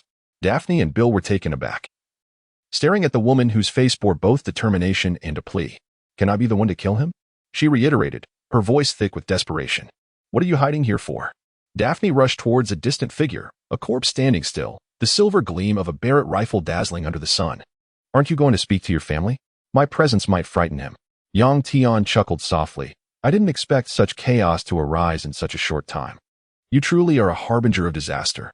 Daphne said nothing in rebuttal. Instead, she embraced Tian, the stark contrast between their current situation and what could have been chilling. She could easily envision the dire consequences had Tian departed. "Thank you," Daphne whispered, inhaling the familiar scent of desperation emanating from him. A sensation that brought her an unaccustomed sense of comfort. "I thought you had left." "You wretched man." She suddenly tilted her head back, resuming her usual demeanor, though her eyes betrayed a depth of gratitude. "I have yet to fulfill my promise." Tian nudged her, brushing aside the sentimentality. "I'm uncertain whether I might bite your neck. How can I repay you?" Daphne did not respond to Tian's remark, but continued in her own train of thought. Tian leaned down, whispering in her ear, "How about you help me bear a zombie baby?" Daphne was taken aback, her cheeks flushed as she abruptly pushed him away, scolding, "You despicable man." Tian shrugged. A gunshot rang out. Both Tian and Daphne turned towards the sound, witnessing the woman, under Bill's watchful gaze, firing a gun at Peter's abdomen. Bang! Another shot struck his calf. Bang! A third shot hit his chest. Bang! Bang! Daphne was stunned, as was Bill. And Tian stood equally bewildered. None reproached the woman for wasting ammunition. They were all immobilized by the sheer madness unfolding before them. The woman fired relentlessly, her eyes filled with boundless hatred, weeping and screaming as she pulled the trigger, her small handgun seemingly determined to reduce Peter to mere pulp. "You beast! You monster! You wretched man! You scoundrel!" she cried, her voice melding with Peter's agonized wails in a tragic symphony. Even when the magazine ran dry, she continued to pull the trigger, the crisp sounds echoing, while her cries persisted. With a resounding slap, Jenny struck Peter's head with the handgun, spitting in contempt, and, still unsatisfied, she advanced, brutally kicking the lifeless Peter, shouting, "You beast! Demon! It was you who proposed to eat the child. It was you. How dare you harm him?" Bill stood silently aside, watching the frenzied woman, a deep sorrow swelling within him. She must have endured great suffering these past days. Daphne's voice came from behind, tinged with compassion and sympathy. More than just suffering. Peter treated her as less than human, Bill began, but abruptly stopped, sensing an overwhelming stench of the undead. More potent than any he had encountered before, almost suffocating. Bill spun around, stumbling backward, his face a mask of horror, eyes wide with fear as he shouted, "Run. There's a zombie beside you." "Miss, quickly, the gun." "I have a gun." As Bill fumbled for his weapon, Daphne had already stepped in to halt his movements, leaving Tian standing quietly, though he had anticipated such an outcome. Meanwhile, the woman, lost in her own world, seemed oblivious, relentlessly striking Peter's corpse, shouting, "How could you do this?" The baby, left aside, began to cry louder, finally rousing the woman from her madness. Unable to bear the sight of this seemingly deranged scene any longer, Daphne covered her forehead with her hands. Was it she who had lost her sanity? Or was it the world that had gone mad? Chapter 35. Others are kind. Bill addressed Daphne. "Miss, he is my savior." Daphne spoke softly, gazing at the solitary figure of the corpse in the distance, her eyes shimmering with profound gratitude. "Yet, he is a zombie." Bill's fearful expression remained unchanged as he cautiously observed the undead. "He possesses human thought. He treats me well." Daphne adjusted her firearms and paused once more, glancing at Tian's silhouette, warmth flickering in her azure eyes. A sheep in wolf's clothing? Is it truly so? The motorcycle evidently cannot accommodate so many people. This is what you should be considering. Daphne interrupted Bill's inquiries, introducing a new topic. "Are there any means of transportation nearby? Or how far is the nearest small town?"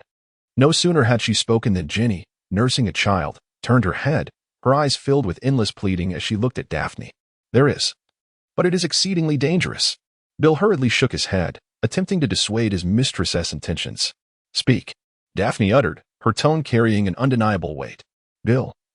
Taken aback by Daphne's dramatic transformation and the authority in her voice, faltered for a moment before slowly responding, albeit hesitantly, "Up ahead, there is a small farm. We escaped from there the day before yesterday. There should be transportation available, but what?" Daphne secured her 2 MP7s, tightened her backpack straps, and inquired. "We intended to procure supplies there, but it is infested with zombies, about a dozen, all tall and fierce. That is not the worst of it. The cattle and horses there appear to have become undead as well. They are utterly frenzied. We barely made it out. We lost many people." Daphne frowned. Turning towards young Tian. "Please, take us with you," came Ginny's desperate voice from behind. Daphne paused, feeling sympathy for the woman. She too wished to bring her along. But she needed to see what young Tian would say. Reflecting on the recent events, Daphne resolved that even if young Tian opposed it, she would strive to advocate for Ginny. As Daphne contemplated, Ginny sensed the situation worsening and urgently pleaded with her former teammate. "Bill, please speak on my behalf. I do not blame you. I swear I do not hold any grievances regarding what you have done to me. I beseech you, for the sake of this matter, lend me a hand." Bill, intimidated by Daphne's imposing demeanor, stepped back slightly, forcing a strained smile as he said, "Miss, I am merely a normal person. And if one wishes to join this team, one must engage in similar actions to be accepted and embraced. I assure you, I have never mistreated her, truly." "Yes, he has never mistreated me. He has always been gentle," Ginny chimed in. Yet, an overwhelming sorrow surged within Daphne. To what extent must a woman be toyed with to utter such words, to claim that her abuser is a good person merely because his actions were gentle? What had become of her boundaries? What is it? Why the grim countenance? Is it because you have just killed someone? Young Tian, leaning against the large tree, slightly raised his head to regard the girl before him. Daphne looked at this formidable zombie who had accompanied her through so much and suddenly felt as though it were all surreal. Is any of this real? Why is he so good to me without demanding anything in return? No, he has made a demand. He stated that the only condition is to converse with him as one would with a human. But is that truly the reason? It seems almost incredulous. What is the matter? Young Tian inquired, observing the girl's shifting expressions with a furrowed brow. Daphne pondered, hesitating for a long moment before finally saying, "The motorcycle cannot carry so many people. There is a small farm ahead. There should be transportation available, but it is dangerous. According to Bill, there are mutated animals present. Like the wild dogs we encountered? Probably. This is not a wise decision." Young Tian grimaced, turning to look at the distant figures of the terrified Bill and the infant-bearing Ginny. "I understand I cannot ask too much of you, but I hope to bring them along. You know, leaving Ginny here would be tantamount to a death sentence, or worse, something even more terrifying." Daphne spoke softly. Suddenly, young Tian smiled, saying, "I do not mind. I would prefer more forks in the road along our journey, as it would allow us more time together." "Why?" Daphne instinctively asked. Young Tian paused, surprised. He thought he had already conveyed the reason to her. Habitually scratching his head, he glanced at the humans in the distance before returning his gaze to Daphne, saying, "You would not understand." With that, young Tian stood up. "Let us depart." "In which direction?" "Miss, what did he say?" Bill inquired cautiously, his eyes darting nervously towards young Tian, his body trembling slightly, his speech tight. Observing Bill's fearful demeanor, Daphne suddenly comprehended something. "I have heard that this zombie is exceptionally strong. Do you think a special forces team could defeat him?" A striking woman toyed with a red crystal in her hand, posing the question softly. "By the way, what has become of Kelly? Was she dealt with?" The hound inquired further. "I knew you were concerned about her," the striking woman scoffed. "It seems she has encountered some issues with her health. Was sent to the medical facility and then transferred elsewhere. Even I have no authority to inquire. I do not know where she went." "Not even you know?" The hound frowned, sensing that something was amiss.